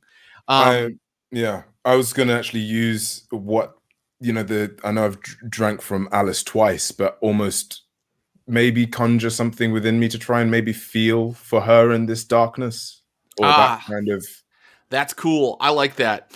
So you realize as you are like kind of pulling yourself through this like treacly shroud that you're no longer like there's no air. Like it's completely oxygenless, right? Like, and it's completely silent. But what you're doing is you're kind of smelling for like her blood, right? Like you're kind of like searching for her the way an animal or a hunter, the beast inside you would. And in order to find her, why don't you give me? This is great. Why don't you give me a wits plus Should we call it survival? Oh, and you can add your hunger. And what are you going to do, Curtis? Are you going to continue to keep this shroud like kind of covered? Yeah, if anything other than Lucius pops out, I'm going to blastify it. Okay, Jen Brown, you're not sure that your command wasn't heard, but what do you want to do? I mean, I can tell you that Clara and Dylan are now running for the plan, which is that, get in the escape vehicle. Uh-huh. But you can call them back. Probably don't have a lot of time. They're not inside and gone yet. Like, you could call them back and tell them to do something else. I think I'm going to tell Curtis that I kind of think they're right. Like, I think I'm going to tell Curtis, we're not going to leave Lucius, but I'm going to get Sabrina in the car. And then... I might even say, like, I'll cover our retreat. Get everybody to the car. Okay. So I'm going to start funneling everyone in, basically. Okay. All right. So you guys start running in. No roll necessary for that. Curtis, you will roll if something comes out of the cloud. Let's find out how Lucius's hunting roll went. How did it go, Lucius? I got 6 successes. Yeah. Lucius, oh my God. Somewhere in there in the darkness, you feel like a shoulder bump your neck, like it kind of hits you in the face for a second, but you smell you smell the scent of her potent vitae in front of you, and oh my God, I think I know what's about to happen. I just had an image of Lucius riding the gargoyle out of this blackness, and I don't know if that's going to happen, but I really want it to. Okay. So that's in my head right now. It's still going to be very hard to make a bite attack in here because you still can't see. You kind of know right where she's at, so I'm going to allow a bite attack, but it's going to be tough. Let's see here. It's going to be like I'm going to say -4 dice. But I don't want to bite her, you see. Oh, okay. What do you want to do? I kind of want to, because am I right in thinking that I saw Buddy get weakened, right?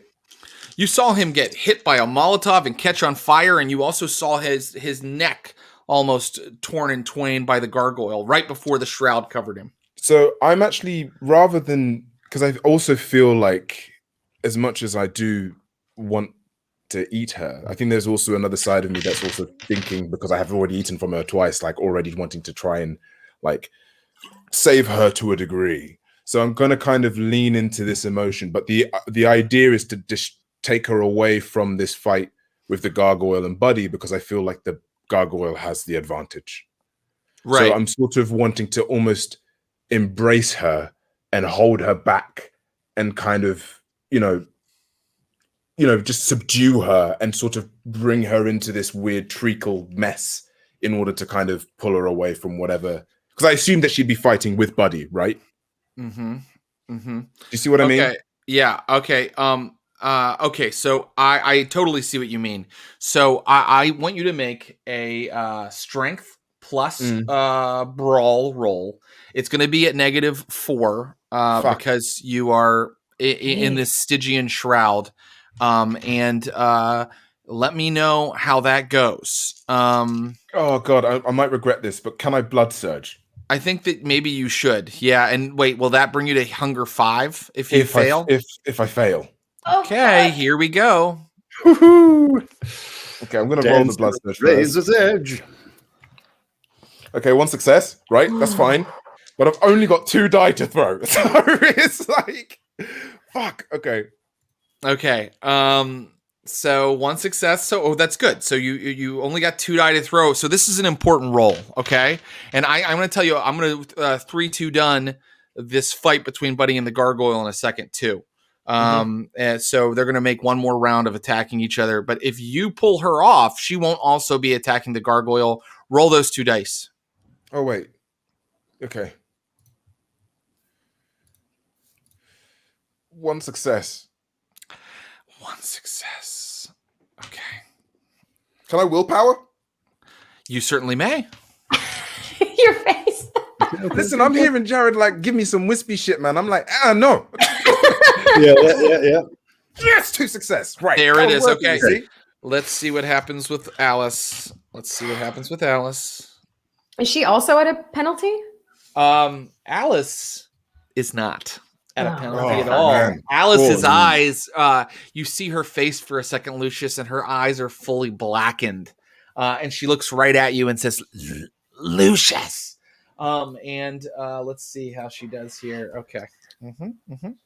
Okay. 1, 2, 3, 4 successes. You try to pull her back. And well, you know what it does do is she can't attack the gargoyle this time because she's wrestling with you.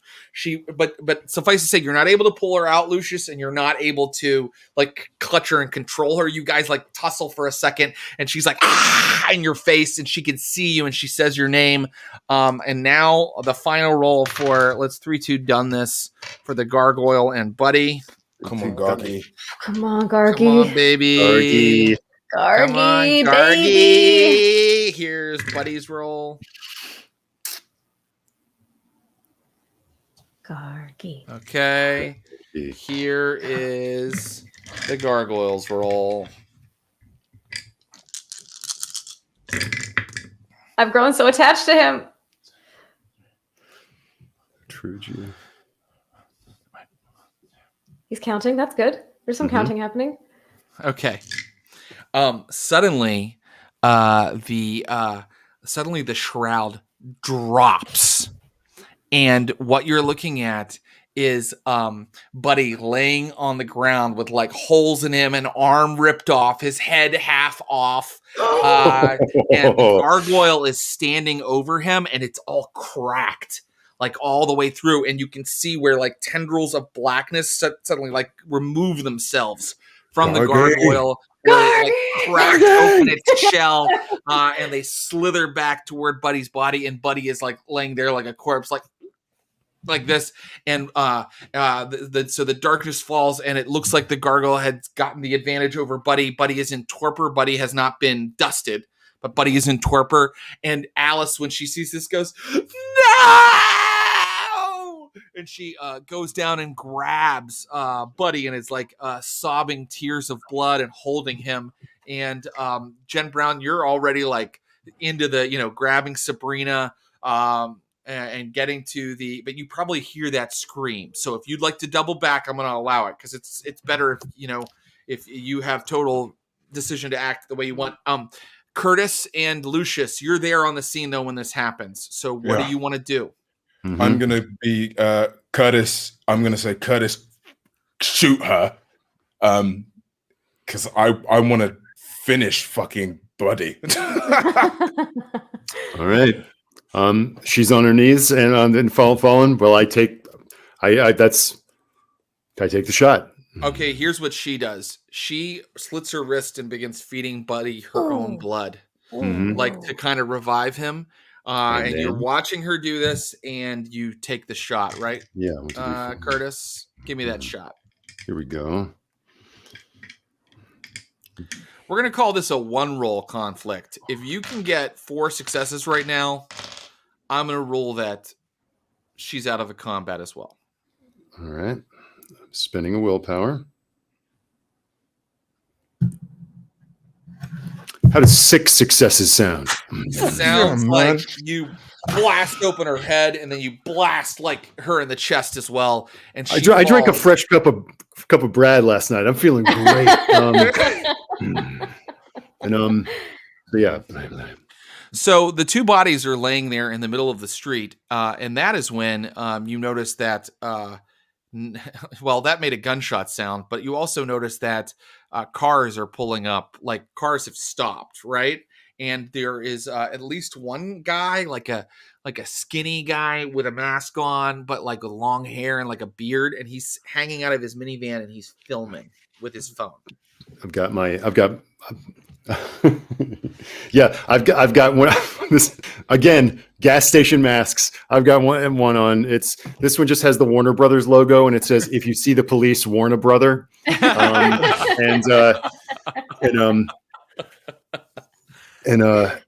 sees. So yeah, I've taken the shot, and now it's like, we doing damage control. And, I'm gonna kind of I mean, like, is there like so there's a guy filming, there's quite a few people. You're drawing a crowd. Yeah, so I'm gonna be like fuck. I mean, how wide is my cloud memory ability? It's look. Is it singular? Yeah, I'm gonna say that, like, it's a singular. It's usually a singular. I'll allow it to sometimes do a small group of people if you get great successes, but actually, let's find out how many people are here. Fairly. Okay, I just rolled a 10. Oh, brilliant. Fantastic. Okay, great. I'm sort of this is a bloody masquerade. I'm actually going to, I think, grab Alice and run and dash her back, because I promised someone that they would have the finishing blow on this thing. Yeah. And man of his word. A man of my word who understands what it means to be controlled and have no power over yourself beats the idea of the hunger of eating and feasting on power.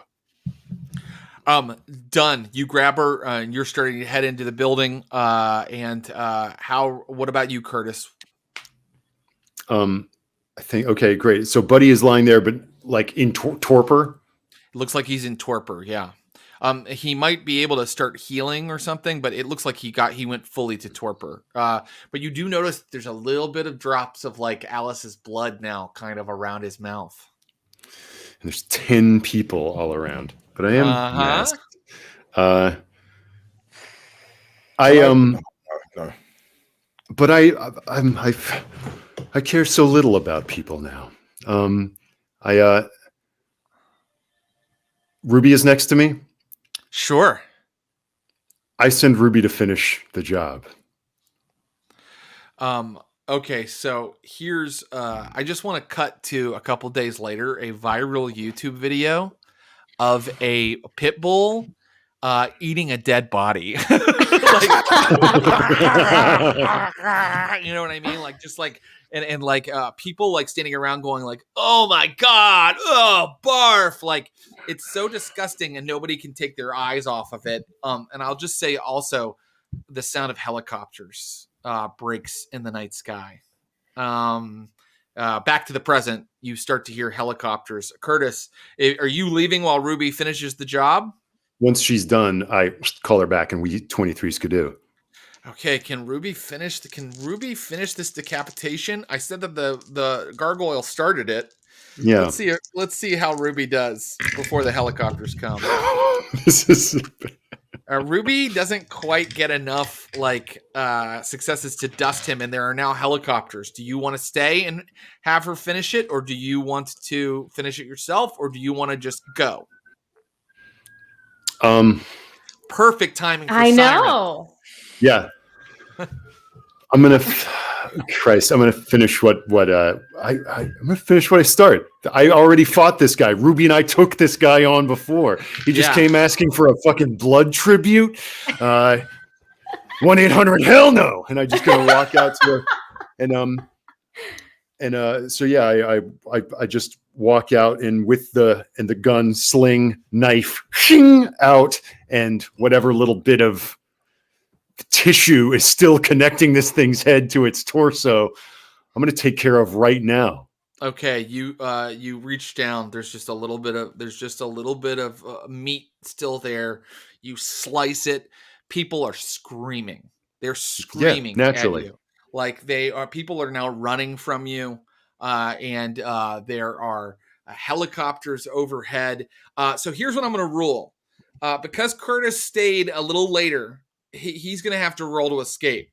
The rest of you, go. You made an escape. You had an escape route. So I'm going to say, let's see how Clara does on driving. But really, you got out before the helicopters showed up. Okay. Could I also ask, what is the status of Gargi? Could I say that when I doubled back that I told him to follow us discreetly?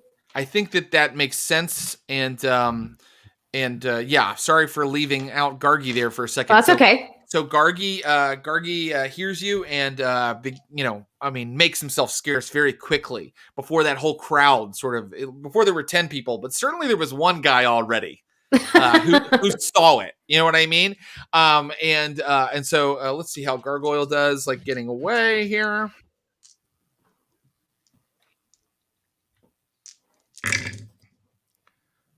Okay, I mean, Gargoyle is in the wind, and you guys, and let's see how our friend Clara does in like tactically driving in a smart way that will not like put you guys in the path of the authorities. Could one of us be giving her help?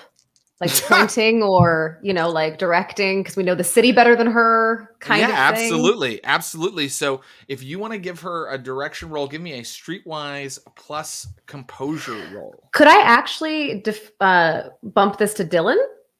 Yes, you can. Because I feel like Dylan knows better than I do. Oh, yeah. Dylan gets a nice pull on this. Let's see how Dylan does. Oh, my God. Dylan failed that roll. Would she use willpower? I don't think she's going to use willpower for this. Shit. But I am going to, just for her assisting, I'm going to give Clara one more die. I think if Clara gets 3 successes, you guys are away free and clear. If Clara gets 2, you might have to evade pursuit. Okay. I think she needs 3 successes here. She only got 1 success. Fuck. So Clara is like, the Tahoe goes skidding past, like very quickly past like a cop car. Let's see how many. I legit rolled a 1. So just 1 cop car. And that cop car is going to follow. So Clara's like, fuck. And you guys are like driving in the Tahoe like at an extremely fast speed. I assume it's Jen Brown, Dylan, and Lucius in the body of Alice in this car. Is that right? And Gargoyle is where? He's following behind, but discreetly. Jumping. Discreetly, yeah. So what do I do? And can I... Oh, yeah. Go on. I was yeah, just gonna it's a touchstone. You can talk to her. Yeah, I was going to be like, be calm. You've got this. Remember, you know what you're doing. You don't need any of us to tell you what you're doing. Go on, Clara. You got this.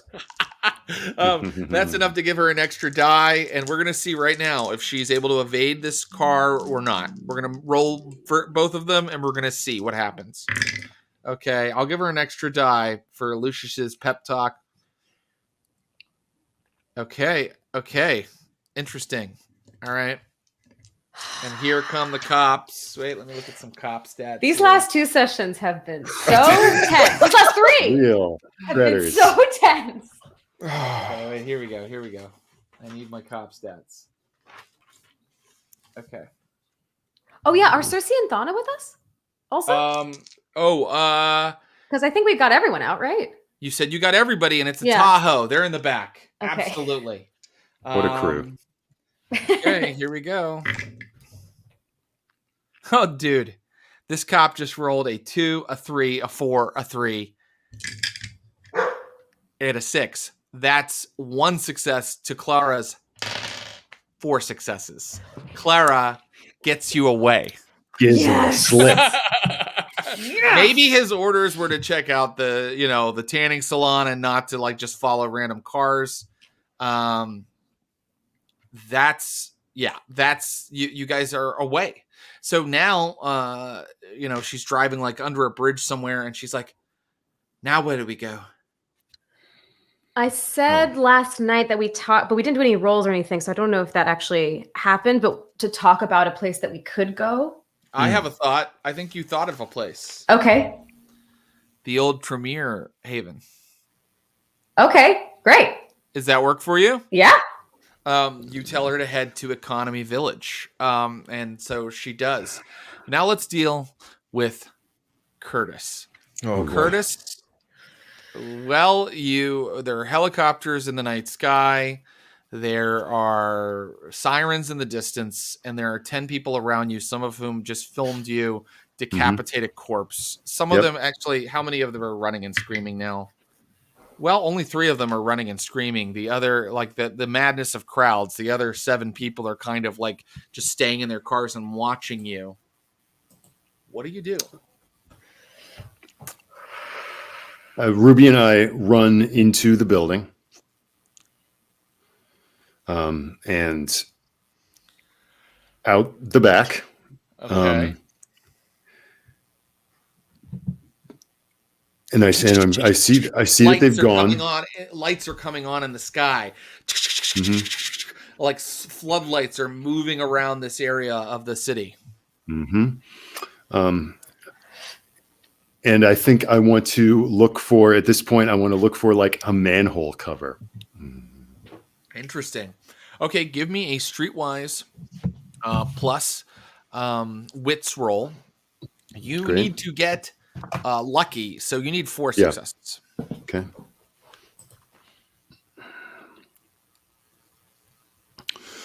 All right. I'm gonna spend some more willpower. Is that so much? And 4 successes. You find your way into the sewer system. Okay, and then lower Ruby down in there with me, and just and they just go splashing along down there with her and into tight pipes and try to and it sucks, but you're covered in like shit. I mean, basically feces. Rats are running by. Like it's really dark. You don't. Wait, do you have the protean power that allows you to see in the dark? I don't. Oh, okay, great. So you're stumbling around. Give me a survival roll. I want to see how well this goes for you, because running around in the sewers isn't as easy as the Teenage Mutant Ninja Turtles would sometimes make you believe. Right. This is. I can talk to rats. Oh, I can talk to rats. And when I see them, I'm like, I think there may be and I've never had a very clear understanding of how this works. Like, I've commanded them. They can tell me things, but I can't see. I can't see through them. But I think this is a situation where if I see a rat, I will. I'll feral whispers it and see like safe. I need the safety. Dry, safe. Where do I go? And okay. So would that be like charisma and feral whispers? Charisma and feral whispers. Yeah. My guy's gonna end up in like Florida or some shit like that. I'm already thinking like, oh, safety, okay, sure. You need to make a rouse check, and then you can roll charisma plus animalism if you'd like. I'm going to say too that if it's okay that Jen has texted where they're heading, and is going like, "You okay? You've dropped my pin." You just get back a K, and okay. I succeed on the rouse check. Still feeling great and full of Brad. 1 success. 1 success. Okay. So 1 success. You what this rat is throwing off. Yeah, that's Ruby going. Ruby actually barks at the rat, right? And growls at it. And what this rat is throwing off, it seems like more than usual, like it's communicating with you. Follow me.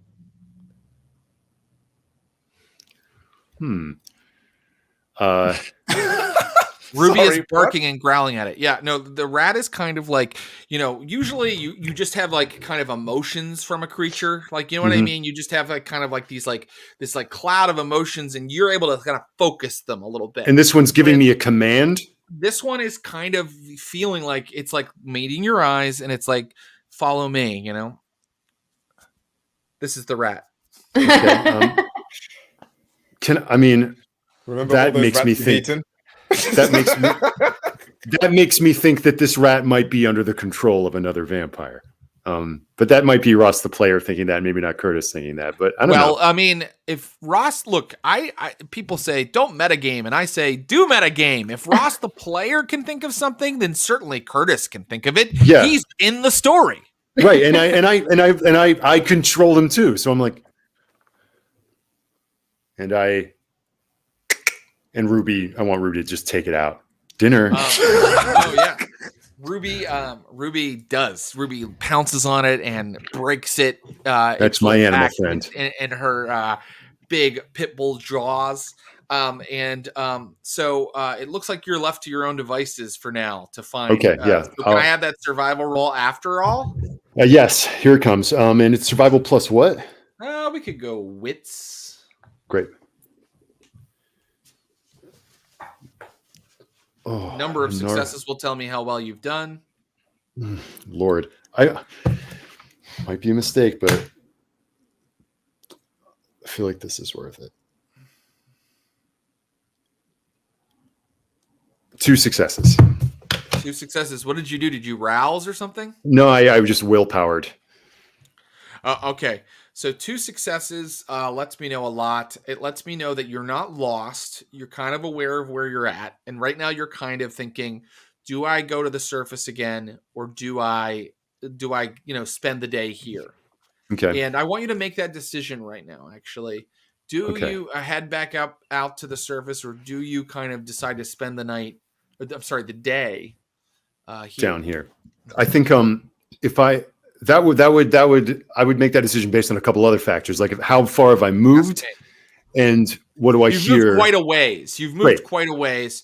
You can't really hear anything up top. You're down in these tunnels. Like it's not easy to hear what's going on. Maybe you find your way. You find your way to a grate. Mm-hmm. We all float down here. A kid's boat comes into the sewer with you. You're kind of like looking up out of a grate, and you assume it's maybe now. All of that kind of went down at 8:00. You assume that now it might be like 11 or something like that. Okay, I'll leave the sewer.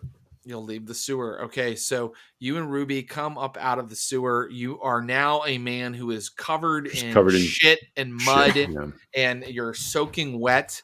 Your mask is kind of drenched in half off. Ruby looks horrifying. She's like matted with mud and muck, and rat tail, like a spaghetti strand. And you've got a head of buddy with you as well, by the way. I think I maybe dropped that at some point. If I took it off, wouldn't he have turned to dust? That is exactly. Actually, I should have narrated that, but it's almost like you didn't have time to even enjoy it, Curtis. You were like, "Cut, run!" Like you know what I mean. So in front of fuck. Uh-oh. I mean, talk about the Masquerade getting just shat on again. Yeah, you assume that people just saw a corpse turn to dust. I mean, it's a worst case scenario for the Masquerade, but of course that's a ship that sailed long ago. Yeah. I will we say ain't those kinds of vamps. You just lucked out because nobody is on the street where you surface. Okay, thank God. It's probably like 11 on a Wednesday or something, and you're kind of find yourself in kind of a residential area right now. Residential area, okay. Pittsburgh has little pockets of just homes inside the city. All right. And I think this is a situation where, I'm going to try to just again, get some distance between me and the goat and the catastrophe. And maybe if I can find a place to clean up or just lay low. Yeah. So then I want to go to Economy Village. Great. You guys, arrive. You start walking through the creepy halls. Power is kind of shut down right now, but you're moving through this old commune, this like 19th century commune. It's almost like a college campus. And you're moving through those halls that you investigated before, Jen Brown. So, what are your orders once people arrive? Oh yeah, there's still more time in the night. There is a little more time in our game, and I want to see one more play. I want to see you and Lucius get to make one more play, and then I'm going to tell you something that might happen. Okay, well, I'm going to let Lucius and Dylan have some space because they got a thing to do, it seems like. Yep. So I'm going to kind of escort. The gargoyle can move easily. Gargoyle arrives, and he can move easily here. The gargoyle is cracked open. Like the gargoyle is like very badly damaged, and it is actually like sort of limping as it comes to you. Is it safe to say that in prep I like loaded up my chemistry kit because I knew we were going to have to bail? Is it safe? Why don't you give me an intelligence plus resolve roll? Okay. I'm sorry, composure. Intelligence plus composure. Plus composure. Okay. The amount of successes you get will determine how much you saved or brought with you or packed. Got 3 successes. Okay, you got most of your stuff, but I'm going to rule one thing was left behind. That sweet, sweet blood supply you'd built up, that's what you left. But all of your equipment is here and your books. And so the blood supply was unfortunately left behind. It just means you'll have to refill that somehow. With like some hunting and whatever tactics you choose. So you are here. You have the gargoyle in front of you. What do you want to do? I think I'm going to take the gargoyle. I'm going to let Thana and Cersei settle. I'm going to ask Thana to watch Cersei because Cersei wants to talk to Lucius right now. Okay. So basically what I'm going to let Lucius take over them, but I'm going to take the gargoyle and Sabrina in another room. I'm going to try to get a rat and diffractionate and feed the gargoyle to hope that maybe will help him rebuild. Cool. How good are you at catching rats? Probably not very. Okay. I'm going to go ahead and rule if it's okay with you. I think that it would almost be not worth it to have you even roll to catch a rat. This place isn't quite as rat riddled as the sewers. So you are going to have to figure out a different approach. Can I take some of my own blood and diffractionate it so it doesn't taste like me? So he won't like try to eat me or something, but then feed him. You can do that. Okay. You can do that. And I'm not even going to make you, unless you want to. If you want to see if you get buku successes, you can roll. But otherwise, I'll just allow you to do this. Like you diffractionate it so it's not quite a taste of you. Being a thin blood, you can't really bond anyway.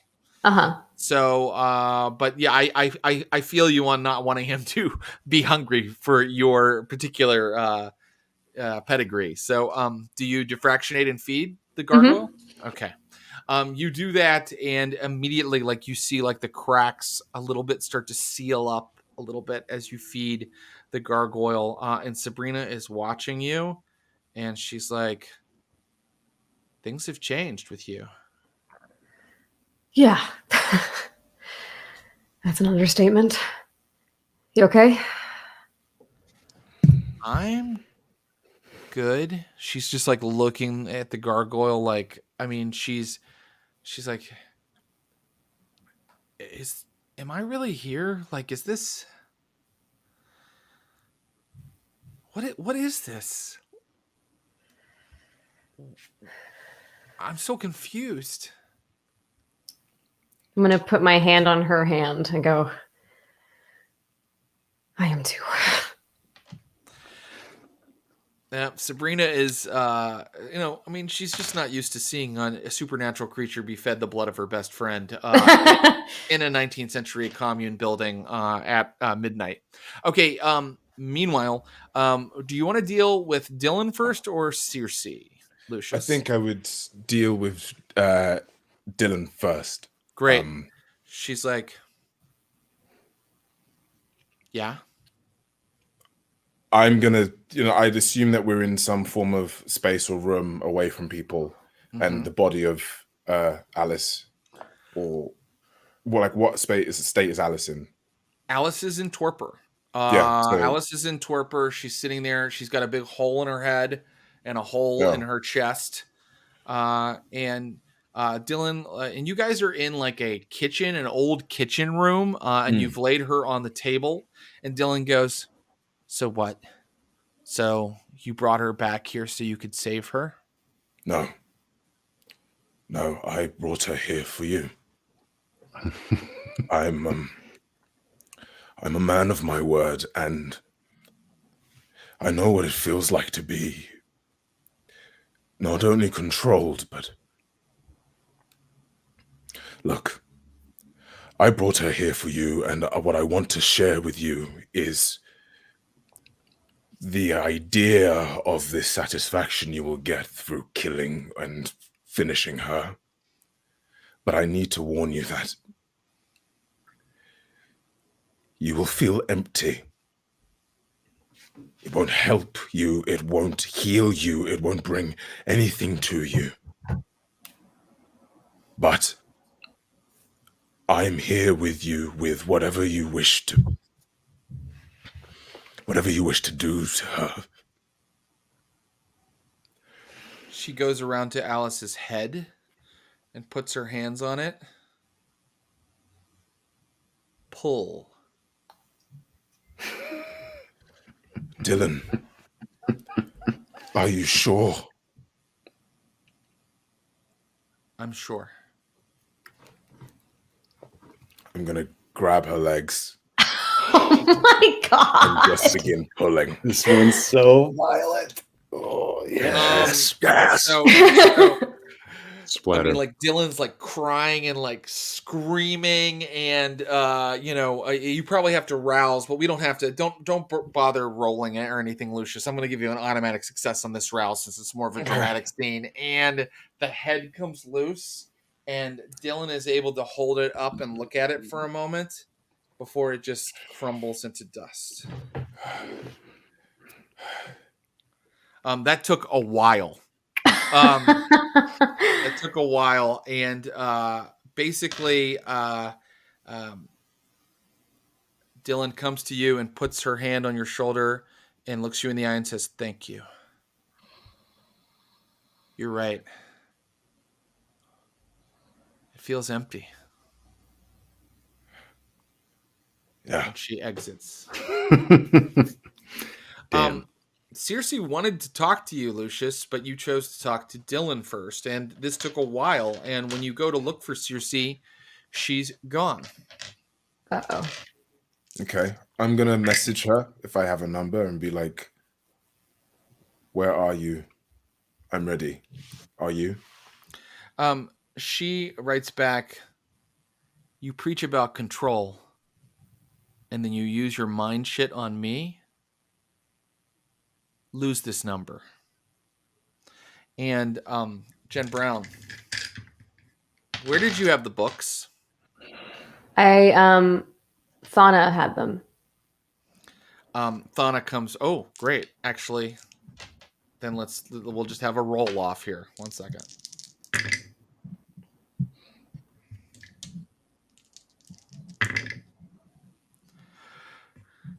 Well, Thana comes to you and is like, "Circe's gone. She got one of the books." Fuck. Sorry. Which one? Let's find out. Oh my god.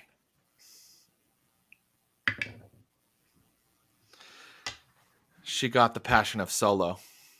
The one about the path of balance. Shit. You really want that book. Yes, I do. Well, in true Jen Brown fashion, I know where she is because I have her phone tracked, I'm sure. Oh, you brilliant. Mhm. Well, then we have something we can do next week. Brilliant. Because we can surveil and attack people because we're the good guys. I know, right? It's not evil and dystopian when we do it. I just want to set a final scene of the front of Steel City Tanning, where SWAT type officers, men in like hazmat suits are milling about. People are having their phones put into plastic bags. A very kind of unctuous little Frenchman is watching it all happen. There is a Ann Dowd type with a shotgun watching it all go down as people are thrown into paddy wagons like normal motorists. And they kind of give each other a look, and they look over to a stretch of asphalt in front of Steel City Tanning that is still covered in black blood. And that is where we will end today's session. That was great. Good job, everybody. Good planning. Whew. What do you think? Thoughts? Coda? It's worth it. Oh god. I mean, we just always keep getting out of frying pans and into fires. Yeah, that's our favorite thing to do. Yeah. Well, Whew. yeah, I mean, it's so funny. It's like, I think that there was a path there that was talking to Buddy, but I also understand why you would absolutely not do that. And, your coterie is, I mean, truly kind of full anarch, it's like, there's no deals to be made with somebody like that. So I respect it. We'll see what happens next. I love where this is going. Thank you. Yeah. Thank you all for being here. Yeah. Oh, thank you. Amazing super stuff as fun. always, Jared. Yeah. Thanks, guys. Salim, Ashley, Birch, Ross, Bryant. Follow them on their socials. Follow everything they do. Tell them how much you enjoyed their play today. Guys, I'll say bye for now, but next week we'll hunt down Circe and destroy her to get that book back. Oh, Okay. no.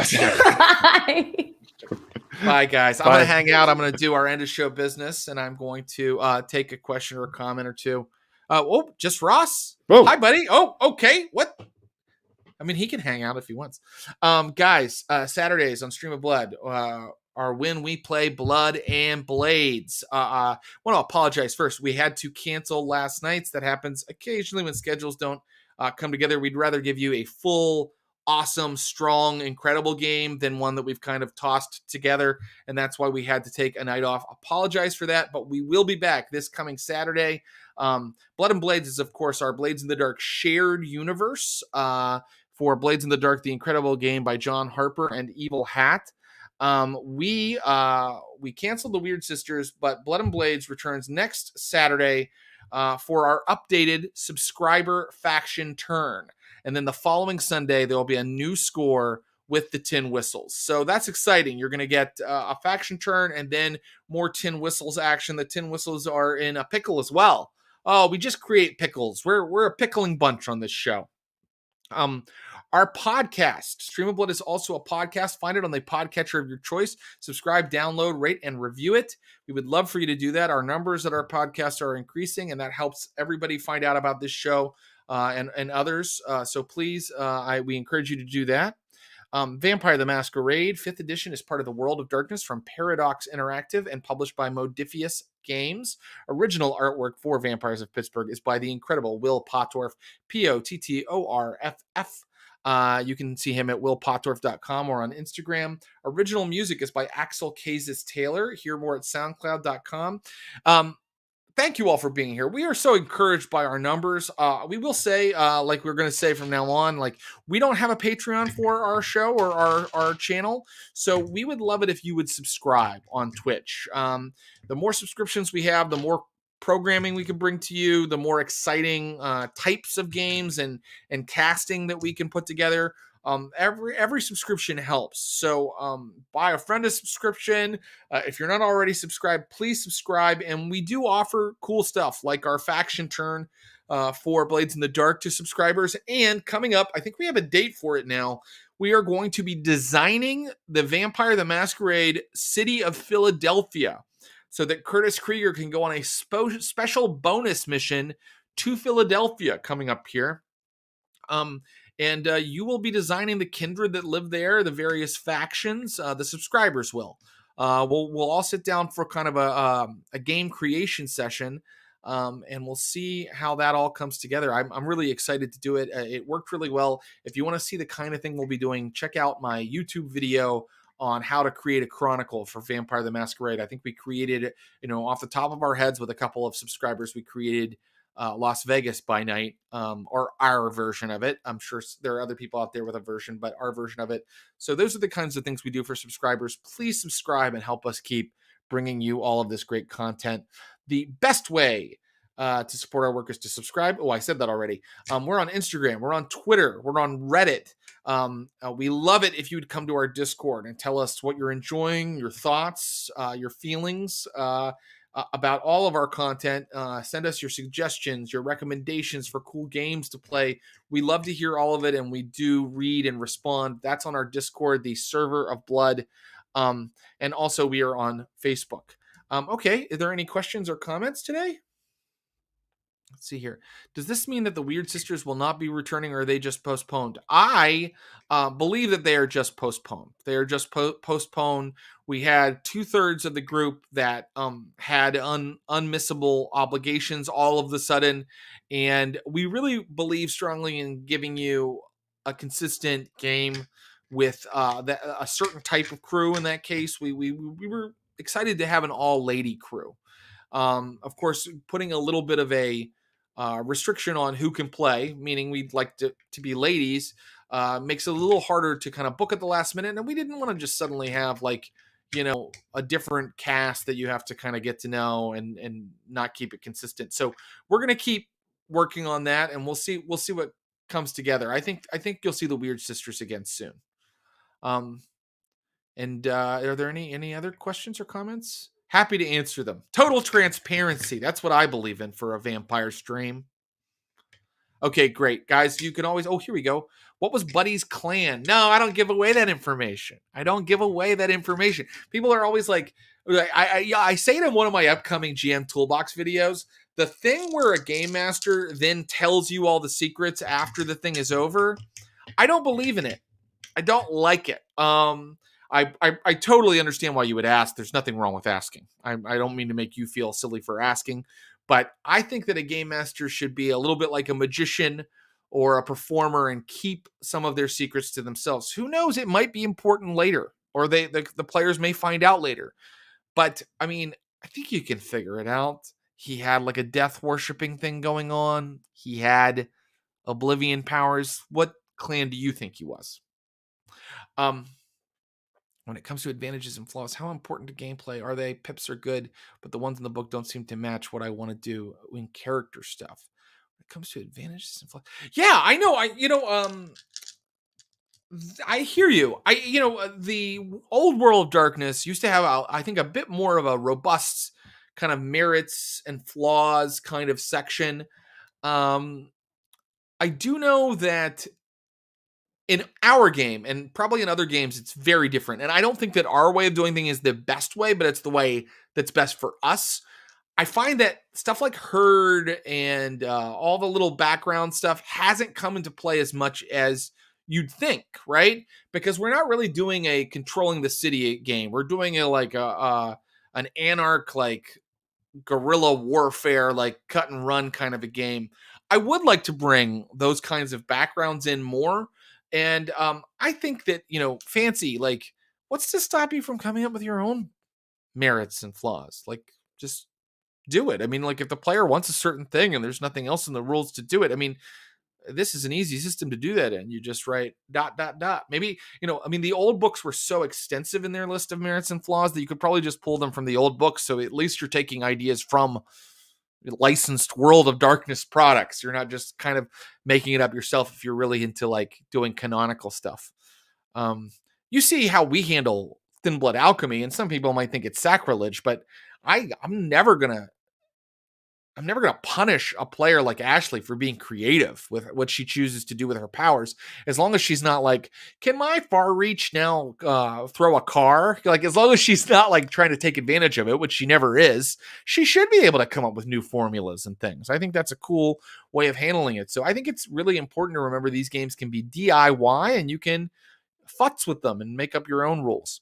Any chance of the Inquisitors? I want that to happen right away. We have a little bit of a scheduling thing where our good pal Humphrey Carr is in the UK, and he's very busy right now with some duties and responsibilities to one of the many hats he wears, which is helping to manage a football team. I'm not even joking. So, but you know what? I'm going to say to Secret Storyteller Clinton Trucks and to our other producer, Brian Baldinger, let's try to get an Inquisitors on the books soon, because they keep popping up and it would be really great to see what they've been up to. By the way, I know what they've been up to. I am in the background either deciding or even rolling to see how various factions in our Pittsburgh are doing at the goals that they've chosen for themselves. And I know what the Inquisitors have had their hands full with something else for a little while, but it would be really cool to show that. So if we can book an Inquisitors game, we will. Okay. I'm going to say goodbye, but first I'm going to say thank you to Brian Baldinger and Clinton Trucks, my producers and partners.